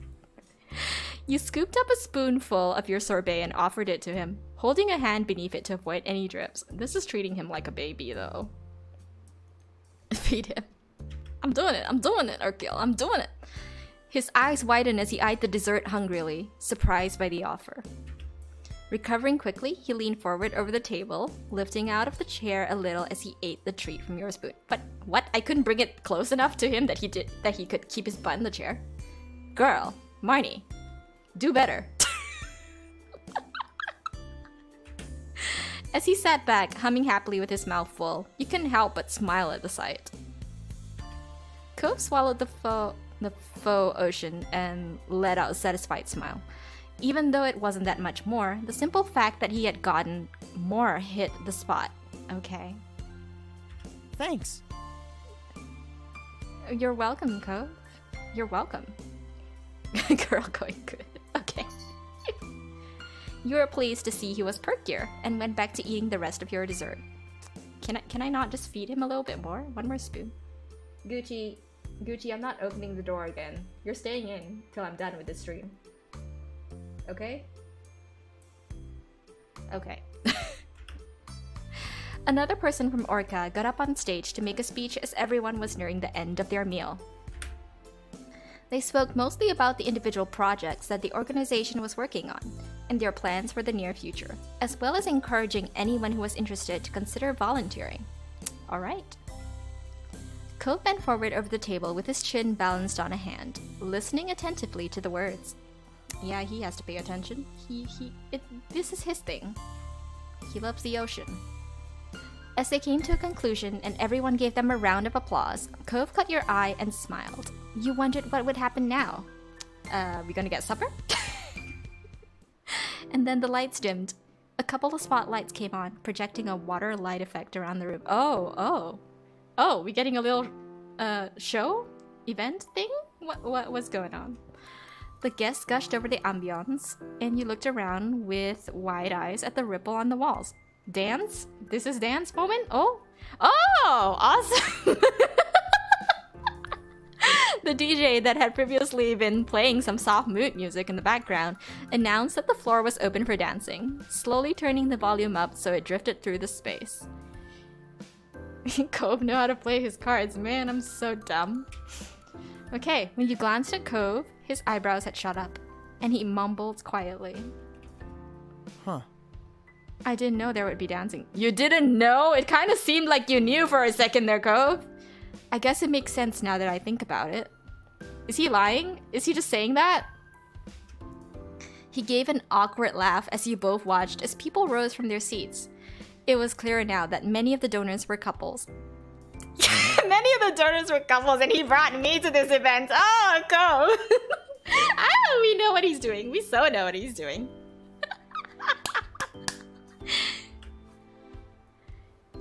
It looks like he has birthmarks all over his face. The event is technically not his idea, but it was his idea to bring Marnie to the event with him. So, yeah. Make up that what you will. Surely he knew the itinerary, right? He's part of the group that helped this event come alive. How can he not know? A small crowd had started to form on the dance floor, and the DJ played a romantic song to get everyone started off. Cove let his gaze float over the small sea of guests, and he seemed lost in thought. A serious expression had settled on his face, making his eyebrows dip. Haha, oops, I can't believe there's a dance. I guess we gotta dance now, right? Slowly, he turned to you. I see that blush again. He turned to you, though there was something cautious in his approach. I'm gonna say yes anyway, Cove. Just come on. I mean, would you want to dance with me? Assuming you can dance, yes? I was just gonna ask you the same thing. I love to. Which one? Should I actually say I was going to just ask you the same thing? Would he appreciate that? Or just, I'd love to. I don't know. How would a guy like it for me to respond? I just don't know. Both is fine. Yeet. Just don't bother. Yes, I know. Why would I reject him? Yeah. What are you yeeting, Urkill? But thank you for the redeem. Let's just go with I was just going to ask you the same thing. Make him feel a bit happy and okay. Relieved. Yes, that's what we want. He let out a stuttering laugh, relieved. Oh, that's good. He nodded firmly as he rose from his seat, though you notice his hands shaking at his side. Slightly more light-hearted? So should I have gone the more flirty route? This whole thing is just me failing to flirt properly. You walked out onto the floor together, hesitating a little when you turned and stood face to face. Can you dance, Cove? Cove had a hard time meeting your eyes. He's so close. But he lifted a hand for you to take, unsure of what else he was meant to do. It's not more flirty, it's just more lighthearted. Okay. Well, I hope it works on Cove. 1 for etiquette, neutral but good. 2 to boost his ego. 3rd, well. Well, I think Cove deserves a boost of ego. He needs a boost of ego. I want this guy to freaking confess, man. He needs the ego boost right now. So, okay. You accepted his hand easily and gave him an encouraging smile. It took some doing, but amidst your nervous laughter, you managed to find a comfortable enough position and set a rhythm to the music. No, I do not have a water redeem. The reason for that is because I drink a lot when I stream anyway. So I don't put a hydrate redeem because I don't see the point. I drink when I stream a lot. Okay. It was quite nice after that. Every time your eyes met Cove's, he would look away quickly. Then hydrate. I've been hydrating. I've drank my water at least 5 times by now. But okay, I'll drink again.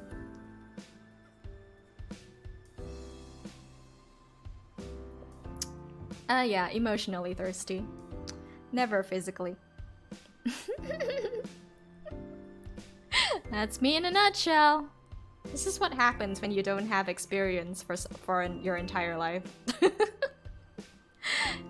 It was quite nice after that. Every time your eyes met Cove's, he would look away quickly. But he seemed to be enjoying the dance nonetheless. Yes, no sexy men for me in Resident Evil 8. That's why I have to hold your hand, Moon. You're the only one there.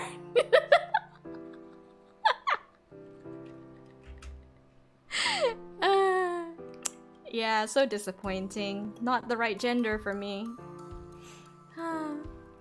Eventually, he left comfortable enough to speak. He felt comfortable enough to speak. Okay. Oh, you're welcome to look. As long as you keep holding my hand.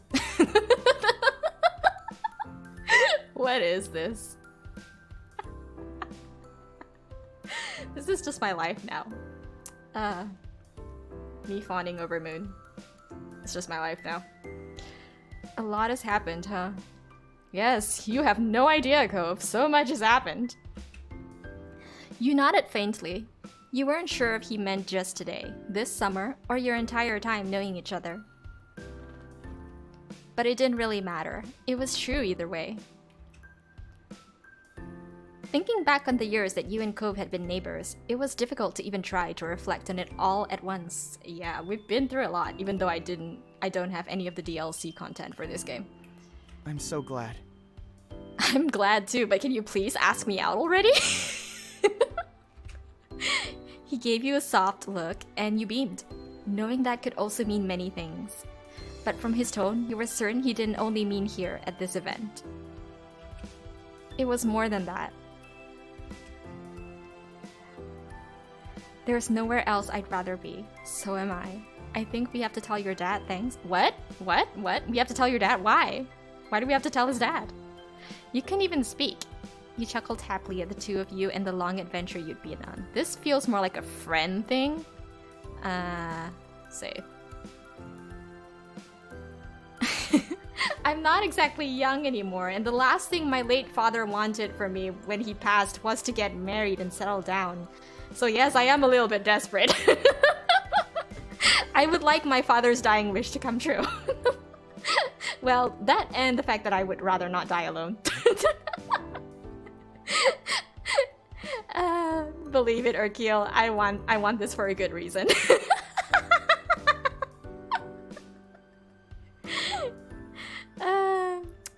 I wish you luck in your life, man. May you find someone for you. I hope I find someone and you find someone too. You're old, but you're happy.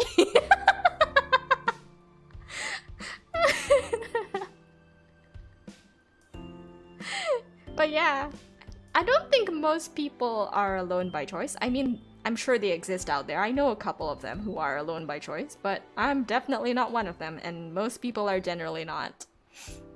Yeah, I know Moon is. Ah, boy. Let's see. There's nowhere else I'd rather be. I think I'll just go with that, right? Or so am I. No. There's nowhere else I'd rather be. The party eventually started to wind down, and at last it came to an end. When the main lights turned on, you blinked against the brightness of them, making sure you still had Cove in your sights. Well, yeah, he was right in front of me. What? Why the background? One final speaker came up to the podium on the stage, thanking all the guests for coming and wishing everyone a good night. A person who was divorced 4 times. Wow. How the heck did that even happen? Wow. Okay, I guess dude's good at wooing girls then. It was bittersweet to see it come to a close. Your time with Cove here was precious. At least the memories could be brought with you. Giving the space one more look, you walked together with Cove out to the parking lot. The other guests were doing the same, so you got stuck in a bit of a crowd. The Cove was so tall, you could always see him. Oh yeah, Cove is tall in this game. I almost forgot that. And it was easy enough not to get separated. The parking lot itself was quite big, and even more noticeable now with fewer cars blocking the view. It took a little while to actually locate Cove's car across its expanse. Yeah, but at least we got a parking. Eventually you found it, and the two of you bundled inside the vehicle and buckled up. Okay, are we gonna get supper now? Oh no, just home. The trip home was quiet, as you both silently reflected back on the experience. The event had been the biggest night of the year for Orca, and now it was all over, just like that. Outside your window, the surroundings soon became familiar, and you found yourselves back in your neighborhood. Cove pulled the car into his driveway and put it in park before letting out a relieved breath. He's just happy to be out of that stuffy event. It's not a scene for Cove. But I am pretty familiar with those types of scenes. Home sweet home. Yeah. After climbing out of the car, you walk slowly down to the road, Cove coming over to stand beside you. Did we get a good night peck? Thanks for the date, Cove. You stopped in the middle of the street, right between your house. Wait, we're stopped in the middle of the street?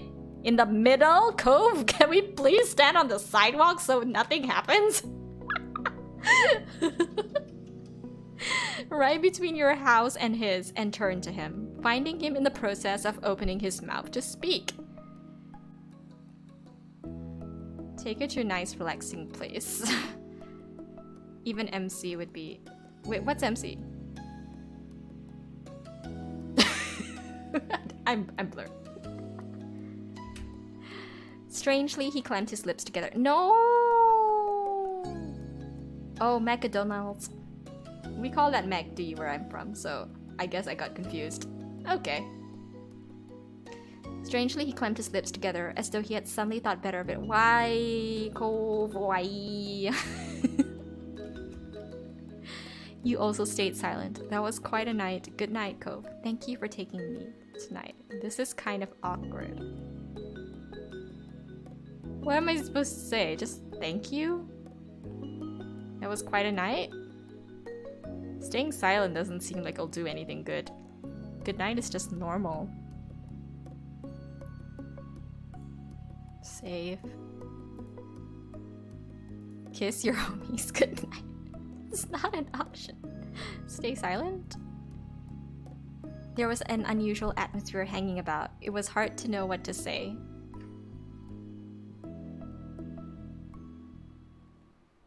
If it the shy, stay silent, or I want to get over it silently.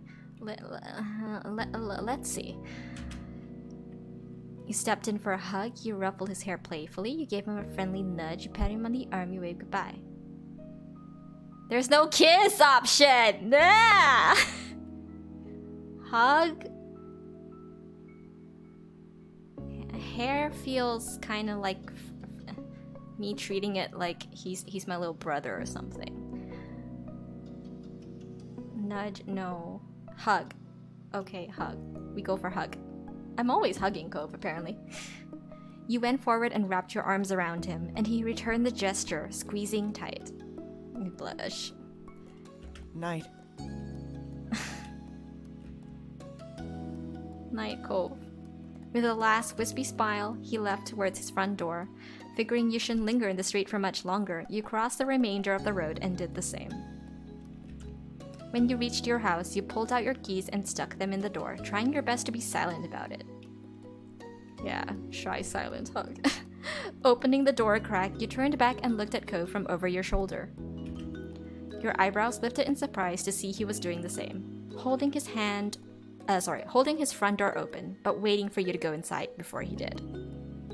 Gucci, I told you I'm not letting you out till I'm done. You're stuck here. You made your choice. You sealed your fate when you meowed at the door. Okay?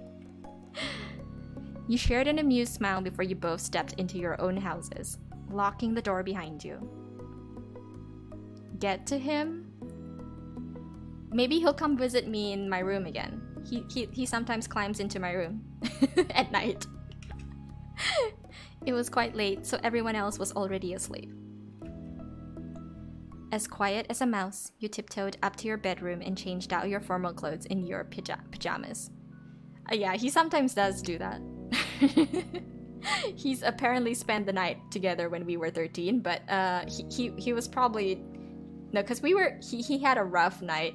Because you see, his parents are divorced, so he did not take a certain situation well at the time, and he spent the night in Marnie's because he was upset about it. Of course, in the morning he had to literally sneak back over to his house. Now that you were finally home, you were exhausted. You brushed your teeth and got ready for bed in darkness, before crawling under the covers and letting out a heavy breath. So exhausted. It was still strange to think about how that was it. The build-up to the event had felt like so much. Now it was completely behind you. Yeah. Gucci, I told you, I'm only letting you out when I'm done. Be patient. Be patient, baby. Your mind was busy with rapid yet muddled thoughts as you faded closer and closer to sleep. No, baby, no. I want to finish this moment. As unconsciousness creeped up on— Ah! Gucci! She's on the desk. Okay, if you hear stuff, it's my cat rubbing up against my mic. Gucci. Gucci, just let me finish this, baby. No, that's my that's my tea. It's my tea. Okay. As unconsciousness creeped up on you, you felt more content. It was a big deal, but there would be more in the future. You could accept what it had been, and you could dream about what you'd get to experience next. I hope it's a confession.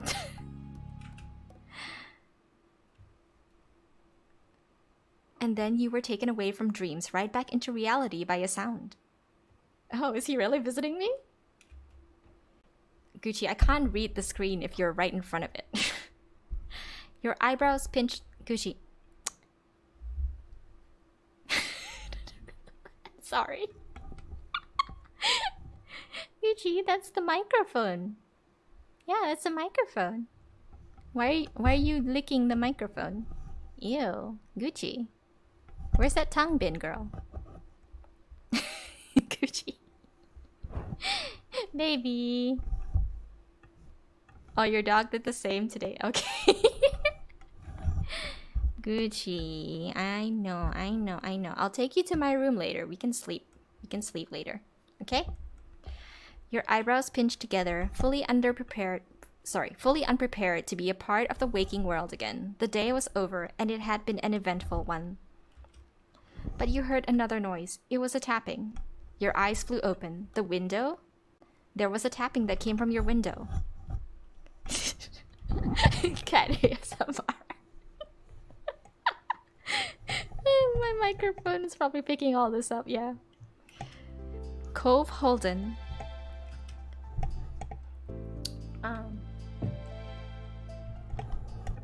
You slowly forced yourself to get up. You went over to let the guy in. You rushed over to him. Shall we rush over to him?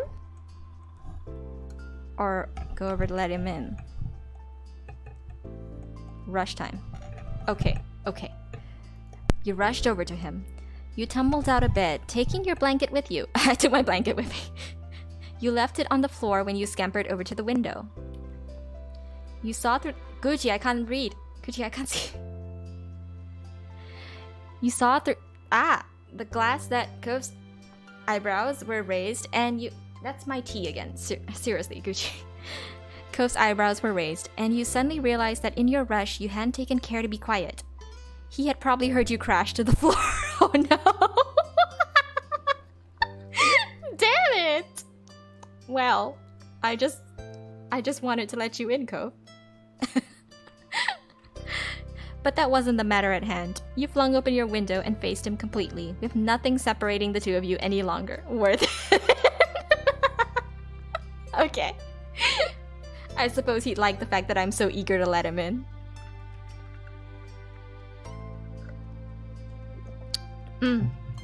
Let me adjust my mic for a second. This might come across the sound. Okay. You had not been surprised to find Cove awkwardly crouched on your window ledge. However, you were taken aback to see that he was a little overdressed. What? Cove hadn't changed out of his formal clothes. Cove, what have you been doing? How long have you been in those clothes, just not asleep? Man. You also noticed that he was perched clumsily. You didn't know if it was because he was trying to keep his fancy clothes clean, or if he felt weird about something. His body was too stiff and awkward. Cove? Is this how we get our confession? In our bedroom? At night? Please? Cove smiled sheepishly. Hi, Marnie. Hi. Cove, why are you here? How come you're dressed like that? We know why he's dressed like that. We just don't know why he's still dressed like that. It's nice to see you, Romeo. Have you looked at a clock? It's too late for this. No. You remain silent. Gucci, no. Romeo time? Okay. I'm like taking all your advice. I hope it works out. It's nice to see you, Romeo. You moved aside and let him climb inside. He cautiously stepped down by stretching his legs over. Strangely, he didn't use his hands. Where was I? Gucci? Strangely, he didn't use his hands for support. It was clear to you now. He was holding something. Holding something? When he was safely on his feet, he briefly checked out his clothes, twisting around to see the back of his pants. He caught you looking and shrugged. Okay, what do we got? I mean... I did go home after the event, but I knew I wasn't going to be able to settle down, so I just walked back out. You walked back out and you've been, what, walking around our neighborhood? For the last... how long? I don't even know. I needed fresh air and time away from everything. He paused for a moment and raised his clasped together hands, where you could see them. Gucci, do not lick the monitor. That's ill, Gucci. But then something happened and, well, so I have something I want to show you. Cove grinned like a child and gently unfurled his fingers, not being able to keep you in suspense for even a minute. A firefly. Carefully sitting inside was a tiny yellow light. It blinked off and then on again. A firefly. Thank you, Cove. I just wish that I could convey to this guy that I am not a fan of bugs. Even if they are fireflies. Unfortunately, that doesn't work in this game. He's so sweet though. Delicately, he moved his hand closer so you could see the creature better. They're back. You would not believe your eyes. About? If 10 million fireflies. Why are you licking the wall, Gucci? I don't understand you. Gucci! There's something weird with my cat tonight. And I don't know what it is. But okay. He closed his eyes, his smile now faintly illuminated by his insect companion. It's so pretty. This is such a pretty CG. He looks gorgeous. You forgot the rest of the words to the song. Okay. Oh, it was a song reference. I didn't even get that. When the music is not BTS, doesn't know it.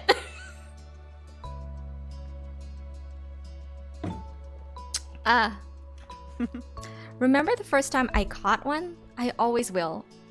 I could barely manage anything. Winter, you're still here. Hi. Thank you for the yeet. I don't know what you're yeeting though. Gucci, no. No, that's my mic again. No, baby. Please don't lick it.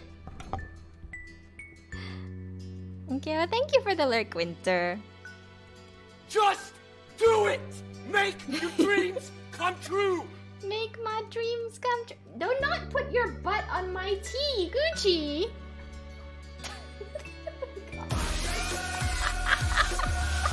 All the sound redeems. Yeah, my kids need attention. It's just this one kid though. The thing is, when I try to give her attention during the daytime, she just runs from me because she wants to sleep. Now that it's nighttime and it's my sleeping time soon, she's like, give me attention, mom. It's my stream night, Gucci. It's just one night, baby. Remember the first time I caught one? I always will. I could barely manage anything because of that neon pink cast I was stuck with all summer. Yes, I remember the cast. You were still stunned by what was happening, but couldn't help snickering when Cove did. He just came all the way here to give me a firefly. Cove. It was thanks to you that I finally held a firefly in my own hand. Yeah, I remember. I think in this playthrough we caught the firefly and did we put it on his head? And then I don't know if we put it on his head or in his hand. I don't remember exactly. Something like that. I was happy to. Honestly, I didn't think I'd see them this year. I don't know why. It's just they were kind of late in. I guess I've been worrying a lot about stuff lately. I'm not even gonna correct that. You could tell that the firefly genuinely lifted his spirits. He seemed at peace, and he wanted to share that with you. Aww. The fact that his first thought after discovering the fireflies was to come over and celebrate the joy with you made you suddenly feel very cherished. Ah, Cove, you're so sweet. Cove opened his eyes, but he looked away, not meeting yours. Do not underestimate men's dedication. We go through heaven and hell to see those dear to us smile. I think it's the same for us ladies. I mean, if I love someone, I really would go the extra mile for them. I guess that's just how love works. It's nice. It's really nice, I think. Even if the fireflies disappear for a while, it doesn't mean they're really gone. They'll come back. I can see them again. Yes, of course you can. You smiled. Technically, fireflies aren't even gone. They're just eggs and larvae. Do I want to dump science facts on this? No, I don't think that's appropriate for the mood right now. You waited for him to continue? You smiled? Let's see. Should I just let him continue, or should I smile at him?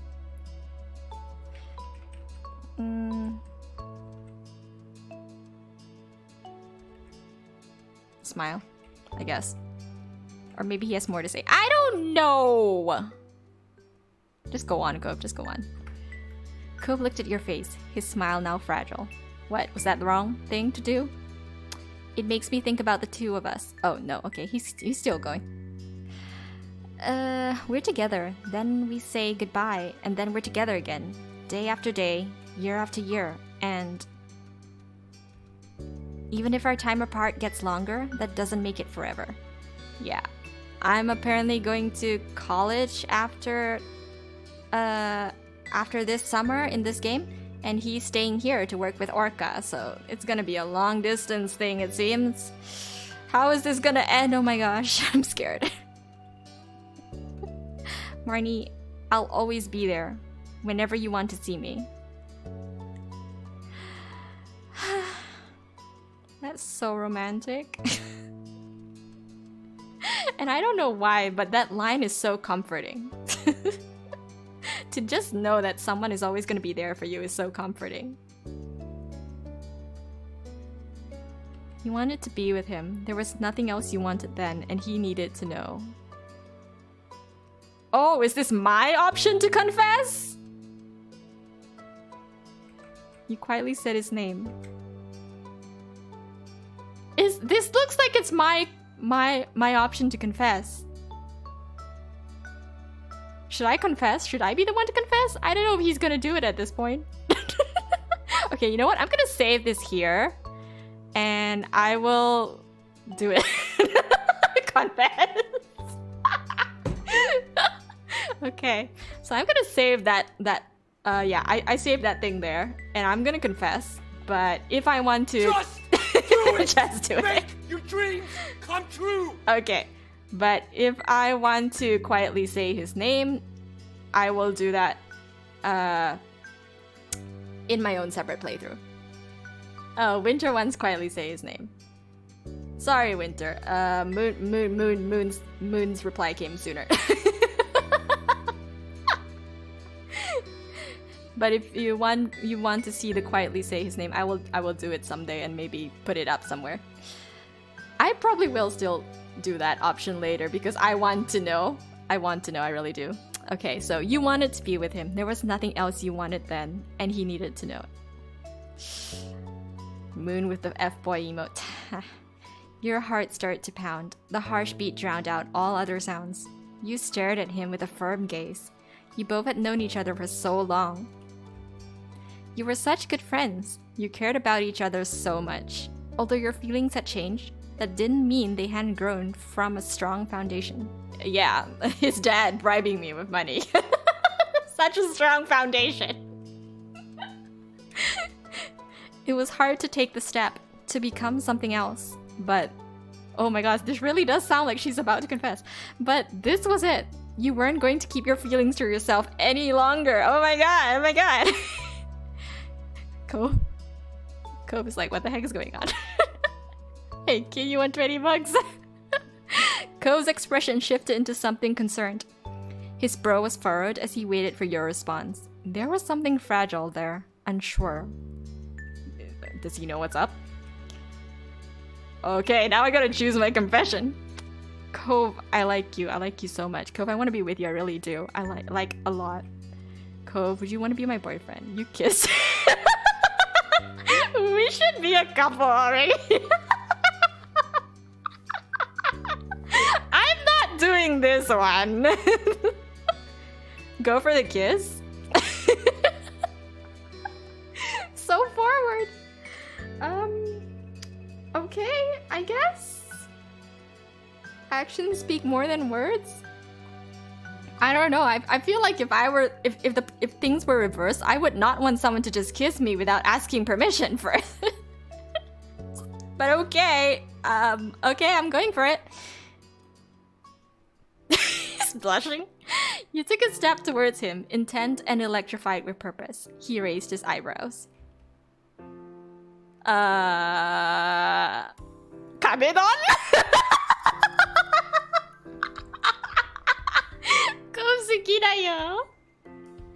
You grip the collar of his shirt, you held his face.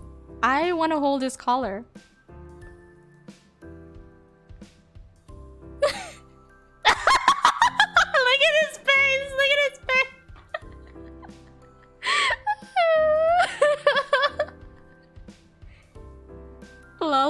the dialogue.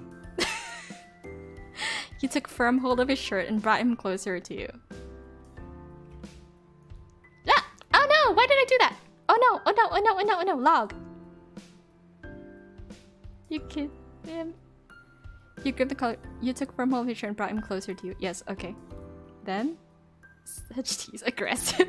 He froze up, but not before his eyes widened massively and his arms collapsed to his sides. He's not even gonna say no. The firefly flew away. Firefly's like, I'm third wheeling, I'm out of here. It bumbled in between the two of you, and you saw its light twinkle in Cove's eyes. He didn't seem to register it at all. No, now it was just you and him. You leaned in and tilted your head upwards as you tugged on his collar again. His gaze stared down at you. Oh my god.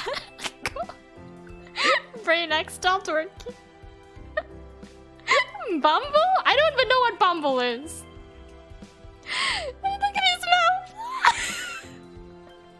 Cove's cheeks reddened and his eyebrows rose to almost astronomical heights as the initial surprise wore off and the full situation sank in for him. Cove.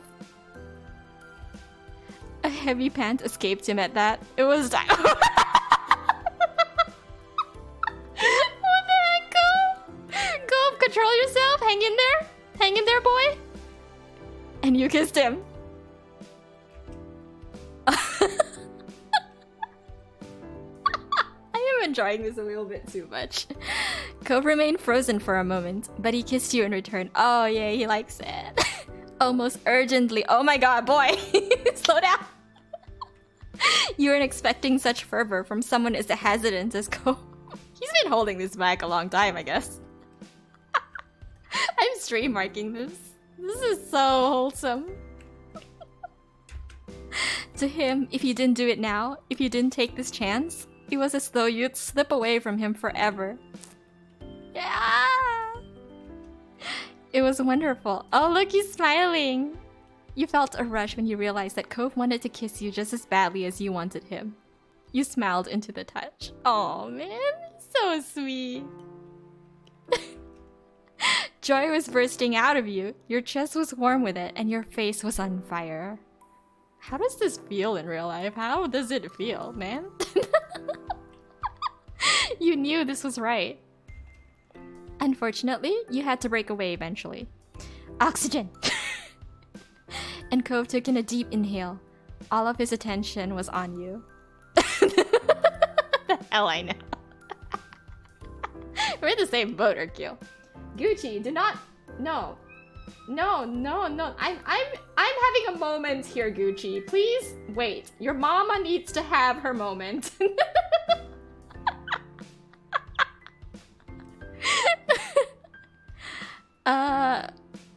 You haven't had kiss. Not the romantic kind, no. I've had accidental kisses, but I don't think those count.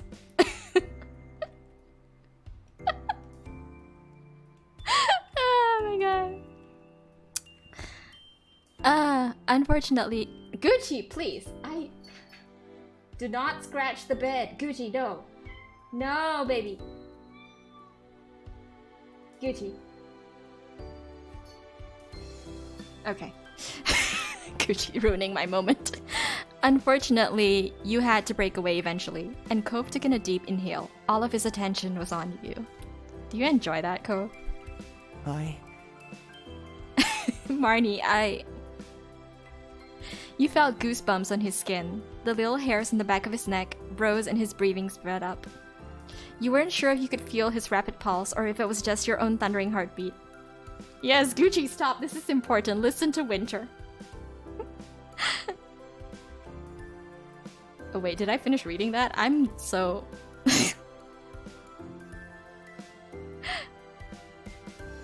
Yes, I did read that. Okay. He took a staggered step back and sucked in another deliberately long breath. One hand went to his chest while another interlaced his fingers with yours. Oh. His hand was coated in sweat. His nerves were getting to him. I don't blame you, boy. Oh my god, oh my god. He just literally goes, oh my god. You gave him the space he desperately needed to recover from that short circuit. Wait, what about me? Don't I need space to recover? Poor boyo. Eventually, his gaze dropped to the ground and his grip on you clenched nervously. What? He's still gripping me? Wow. Thank you for that. Should I say thank you? Are we together now?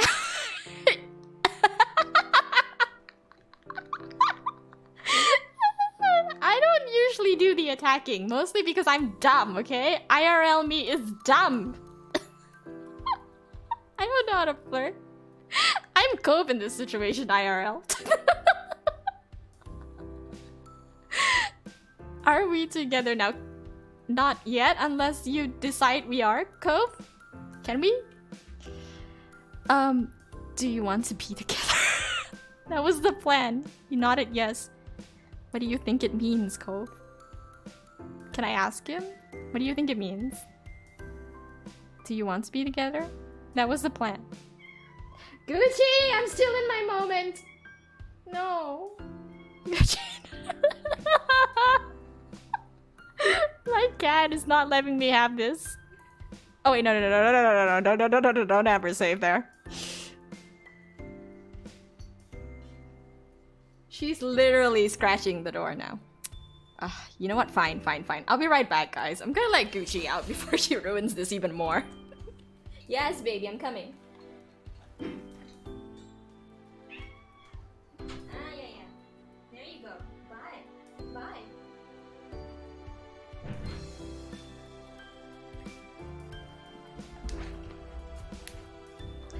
Okie dokies, Gucci has left the room. I think that was too much romance for her. Okay. Alright, ask him. Okay. What do you think it means, Cove? Cove shook his head, newly stunned, but it was only with amazement. What happened was shocking to Cove, but he absolutely wanted to hold on to this new thing between you. He recentered himself. Oh, he's smiling, looking into your yellow eyes. Marnie, if I can, I'd like to be your boyfriend. Oh my god, yes! I like it a lot. I can't think of anything I like more. Oh my gosh. He's so cute. Dude getting backbone only after the girl kissed him.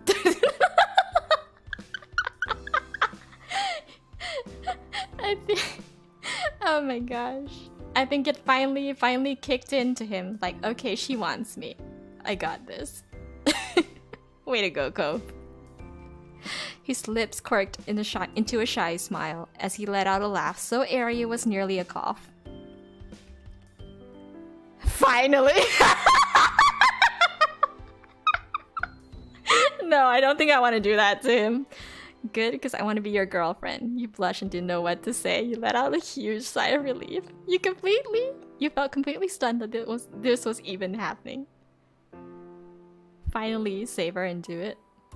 You want me to do it finally? But I want to say good. I want to be your girl because I want to be your girlfriend. Okay, you know what? I will save. And I will do that answer. But I may just reload, okay? Okay. Finally. Okay. Make your choice. You hug. Cover face shyly. Jump into his arms. Beam to him. Jump into arms, right? Okay, we good. We on this. We on the same page with that. You felt a wave of emotion and only one way to deal with it. You readied yourself. You launched yourself at him, pushing off the ground with a powerful kickoff. Cove startled, but held his arms out with the sole goal of catching you. Is this another song reference? You felt him wobble beneath you after impact. You squeezed him tight, and he didn't drop you, so it was a success. He let out a gasp of air. Cove's arm stayed wrapped around your back, and he kept you lifted. He couldn't help but laugh, and he was adorably warm. Okay, noted.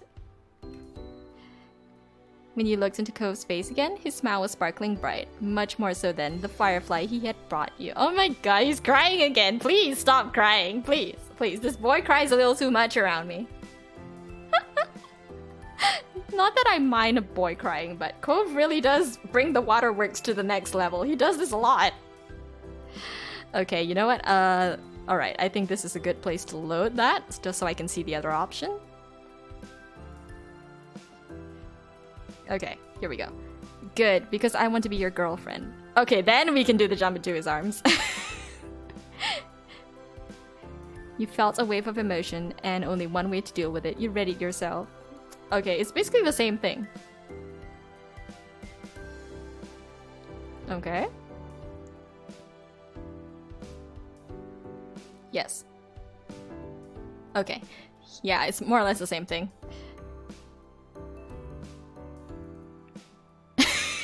I am not complaining. I am just amused. Ah. His eyes sprinkled with tears and he sniffled, but you could recognize equal joy taking over him. Honestly, I don't know why he keeps crying. I just don't know why. He's a very emotional guy, I guess? It's just that when someone cries in front of you, it's kind of like you don't really know how to deal with it. I'm not the type of person who knows how to deal with a person crying in front of me. It just makes me feel like, what can I do? What can I do to soothe this person? It's like, how can I help? Just tell me. Lick tears. I probably would if it was my boyfriend. If it would help. I mean, assuming this is the kind of guy who doesn't mind that sort of thing. I don't know. I don't know. Where was I? You were both happy together. You were together and happy. Yes? Okay.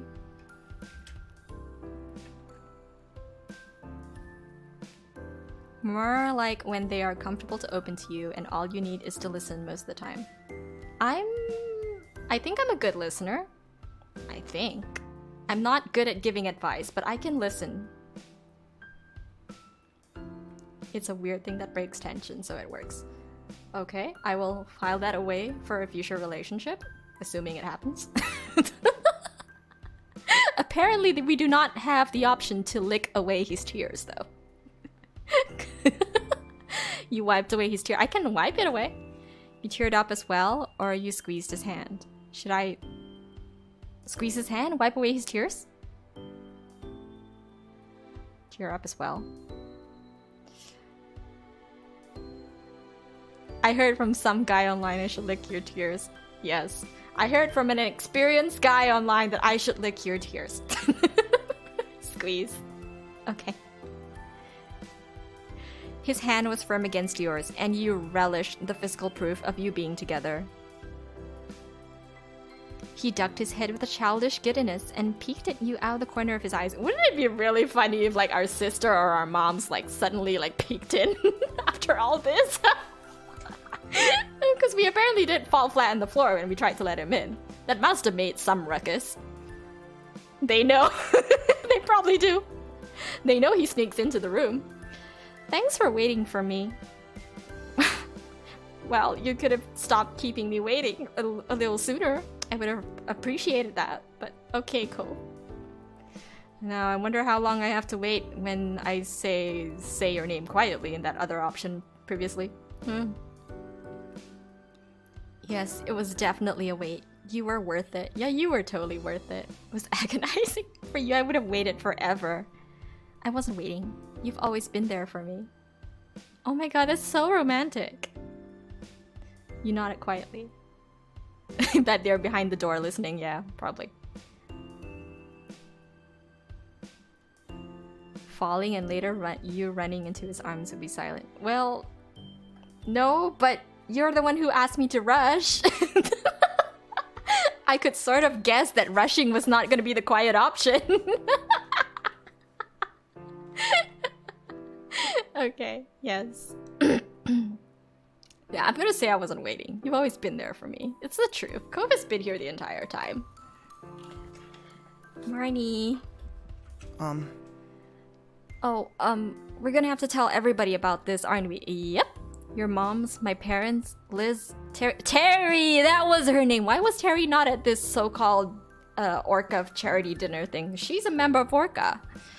Miranda, everyone, our friends and our family. What was sweet? What did I do? But whatever it is, okay. I don't think they'll be surprised. No. In the last time we played this game, I'm pretty sure they were trying to put us together as it was. They were just trying to put us together. They were trying to matchmake us. So yeah, they would not be surprised. He smiled at you with an unabashed preciousness. You figured that even without your history, if anyone caught Cove looking at you like that, it'd be obvious exactly how he felt. Yeah, that was really sweet. You're always there for me. Ah, the childhood friend trope. His openness of character had some truly delightful benefits. Openness. How open is Cove? It's taken a lot of persuasion to get Cove to open up, I feel, over the years. You must have been making an expression equally as affectionate because he began to fluster again. Aw, my shy boy. It's okay. He made some stuttering chuckles and then quieted down, his mouth forcefully staying closed. Is he trying to hold in his excitement? You both took a moment to process. After 10 years of being together, you were officially a couple now. Yep. This 10-year friendship has now changed into something more. Cove looked into your eyes with a soft, slightly shy expression. There was hope in his smile.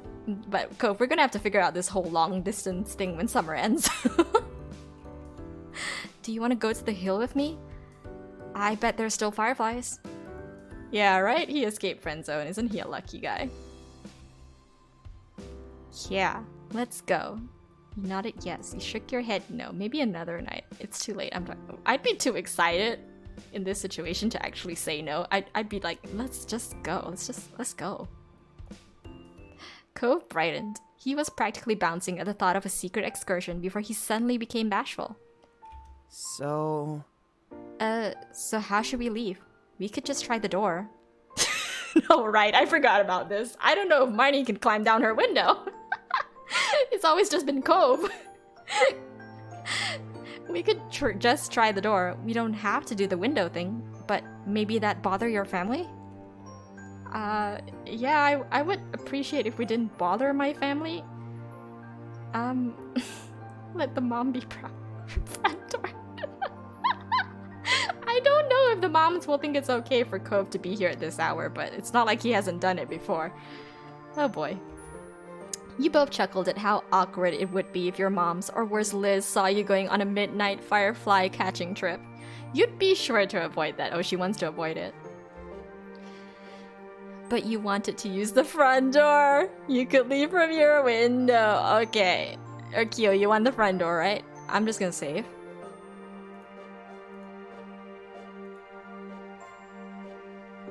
You had free curfew. Okay, front door. Let's try. Let's try it. Hopefully this works. Otherwise we're gonna have to go back and do the window if we get caught. The door should be fine. My moms don't wake up from people in the living room. As long as they're quiet. Yeah, but we did just make a whole lot of ruckus, man. I don't know. Cove nodded in understanding. He kind of just looks cheeky right now. You grabbed some shoes and readied yourself for an adventure. You were glad that there was no way you'd run into another soul outside. Cove would be way overdressed, and you were still in your jammies.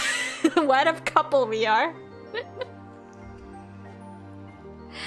Creeping closer to your door for the trip out, Cove whispered one more question.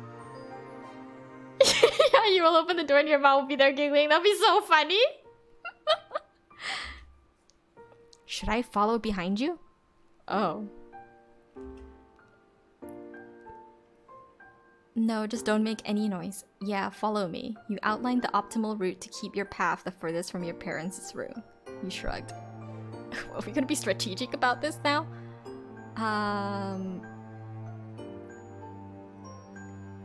Yeah, I guess follow, because if they catch you here alone, that's gonna be an even harder thing for me to explain, right? So, follow me. Okay. You're clear. The two of you huddled together and exited your room. You quietly tiptoed down the stairs, wincing when your knee popped and then froze. My knee popped? What? Neither of you heard anything further, so you continued to the front door. You unlocked the door slowly and tried to minimize the click of the lock. You took a deep breath and then turned the knob. You let Cove out first, then snuck out into the brisk night air. It was surprisingly cool, but not at all unpleasant. Ah, they made it! They made it! Cove gave you an encouraging smile, but neither of you risked speaking yet. You briskly snuck behind the house and up to the old white poppy hill. And Cove was right. The entire hill was lit up. Insects twinkling here and there with their pale yellow light. Oh my god, this is like so cute! We got the confession and now they're having a romantic evening together. Oh my gosh. Just the two of them. Cove let out a contented sigh, finally able to relax in full. He strode further up the hill to better enjoy the view. You walked along as well, letting yourself be surrounded by the twinkling display. Girl in pajamas outside this hour. Yeah, it honestly would be. But apparently Sunset Bird, this place where we both live, is a rather quiet place, so I think it's not so weird. Odds are no one will see them. Then, without warning, Cove plopped onto his back. He paid no mind to smacking his formal attire in the grass. He's just on cloud 9 right now. He don't care. He put an arm under his head and stretched the rest of his limbs out. He was clearly getting quite comfortable in the dirt there. He got his girl. He's happy. He kept standing. You sat down. You laid down the grass. I'm gonna lay down the grass with him. You sat down first and then fell back. You could see the stars when you looked up at the night sky. This is a long moment, probably because of the confession. The forest? Oh, you live near a forest? Let's see. You snuggle. Why would I enjoy my space? I just got a boyfriend. Then you wrapped an arm around Cove, then you snuggled against Cove. Okay, Cove, snuggle time. He was warm in contrast to the chilly ground. Cove cuddled closer in turn, tucking his arms up near your shoulders. Oh my god. I wonder if Dad will be mad about the grass stains. Oh, was this your dad's shirt? I hope not. I hope you have your own fancy shirt, Cove. He tugged at the collar of his shirt. He didn't sound concerned, just idly curious. Maybe you should figure out how to clean it before he finds out. Dad would be like, finally, yeah, I know, right? I'm pretty sure their entire families would be like, finally, these two. It's been a while. Only took 10 years. His smile bent a little, and it went silent between you. The only sounds were the rustling of bugs and the breeze, and the faraway crashes of waves on the sea. You couldn't help but reflect on what happened only a brief time earlier. Between this and your room, this almost felt like a different world. Yeah, right? Was it even real? What happened between you two? You could almost be convinced it wasn't, and that you had never actually stopped dreaming. Don't you feel like this is a good place to kiss? Yeah, kinda. This is a romantic kinda situation. So I would think it's okay for them to. I mean, they just became a couple. Just do it! Make your dreams come true!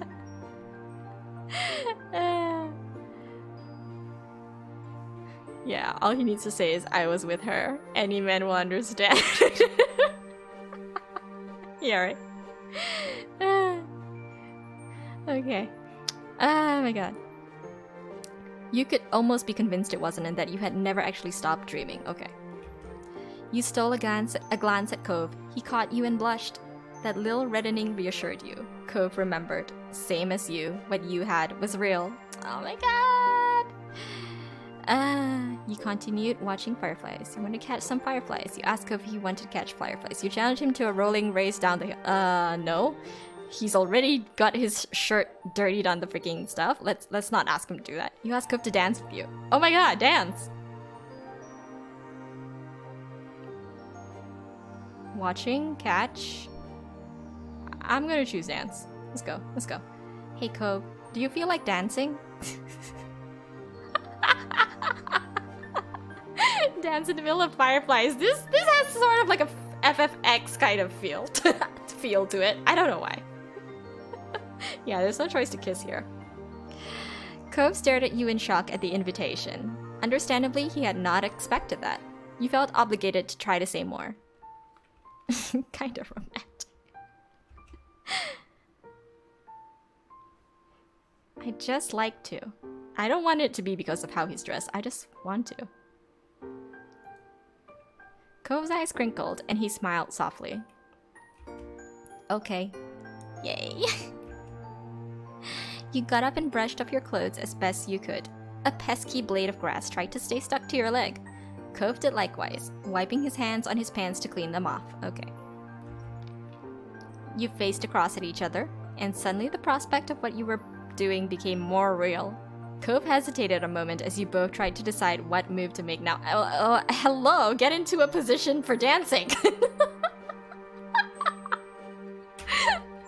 His smile as he wrapped one arm around your waist and the other across your back.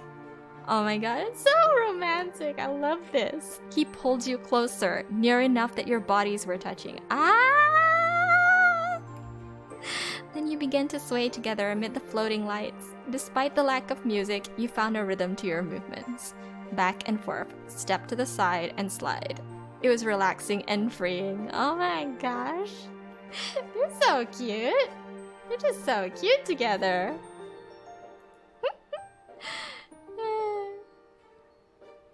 Yeah, right, Akio. It's so cute. Your eyes never strayed from one another. Oh, for a time, you just existed in the moment, holding each other close and enjoying being together. Oh. The hour grew late and the fireflies mostly dispersed, until only a few stragglers remained. Then even they blinked out of sight, leaving you alone with Cove and your thoughts. Oh, the fireflies just gave us our magical moment and then they just like, okay, you're on your own now, lovers. Cove stole a second to release the words that had been filling his head during the quiet. And those are? I'm so glad. I get to be with you. That's my line. I'm glad I get to be with you. Cove. Sweetheart. Winter. Yeah.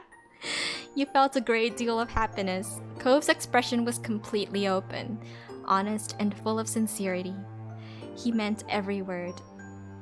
Oh, don't worry. The sound alerts just add so much to the moment. No matter how much it didn't seem real yet, it was. It's real. It's real. It felt as though this was a night that would never end, but you knew it would have to, all too soon. But it's okay, you're both together now. You were only grateful to have been a part of it. Nani?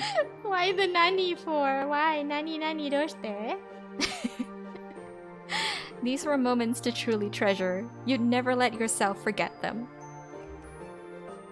And that's the moment! Oh my gosh, guys, I enjoyed that so much. That was so good. That was so good.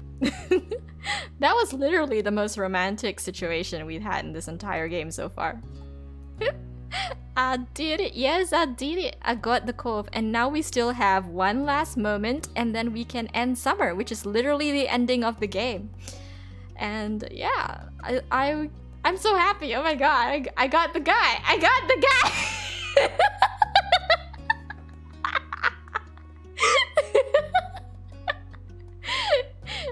Yeah, then we go red light district. You know, Moon, I was talking to my mods in voice chat while I was setting my stream up earlier. Thank you for the fire redeem, Winter. Yeah, so I was talking to my mods in voice chat earlier while I was setting up stream. And I was mentioning how we were gonna play Red Light District game together, and literally they all just stopped and went like, what? and they were in the middle of a game of Dotas, and one of them almost died. It was funny as heck. They're like, what game is this red light district game? Yes, that happened. I've had an exciting day. Oh my gosh.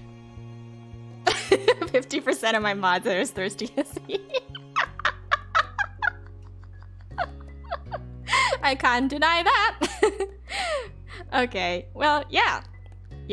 I will very likely do my best to finish this on Monday afternoon so that we can go to the red light district the week after. Yeah, we'll work out a time, Moon. But yeah, I will definitely try to finish this game on Monday. So yeah, guys, I will probably be ending this stream here. Thank you so much for tuning in. Who do I have to raid?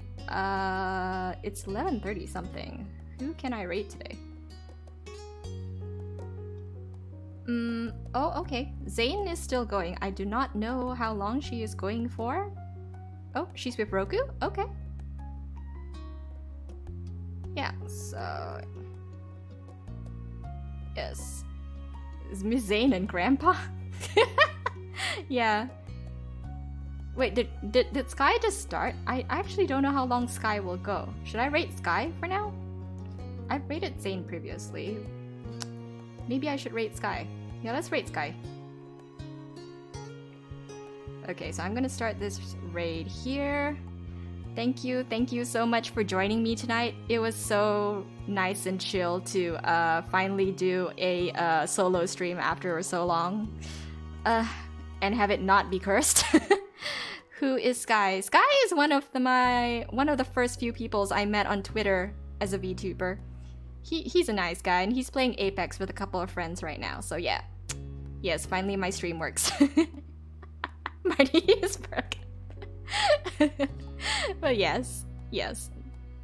Okay, so I'm gonna rate Sky. He's playing Apex with a couple people. Please show him some love. He's a really nice guy. He's also my G-chan and Winter. Wait, no, sorry. I actually don't remember. He's supposed to be my dad, right? He's supposed to be my dad and Winter's G-chan. I think this whole Twitter family thing has just gone crazy. All right, so I'm gonna move over to my stream ending screen. Thank you so much, and I'll see you guys on Monday. Bye.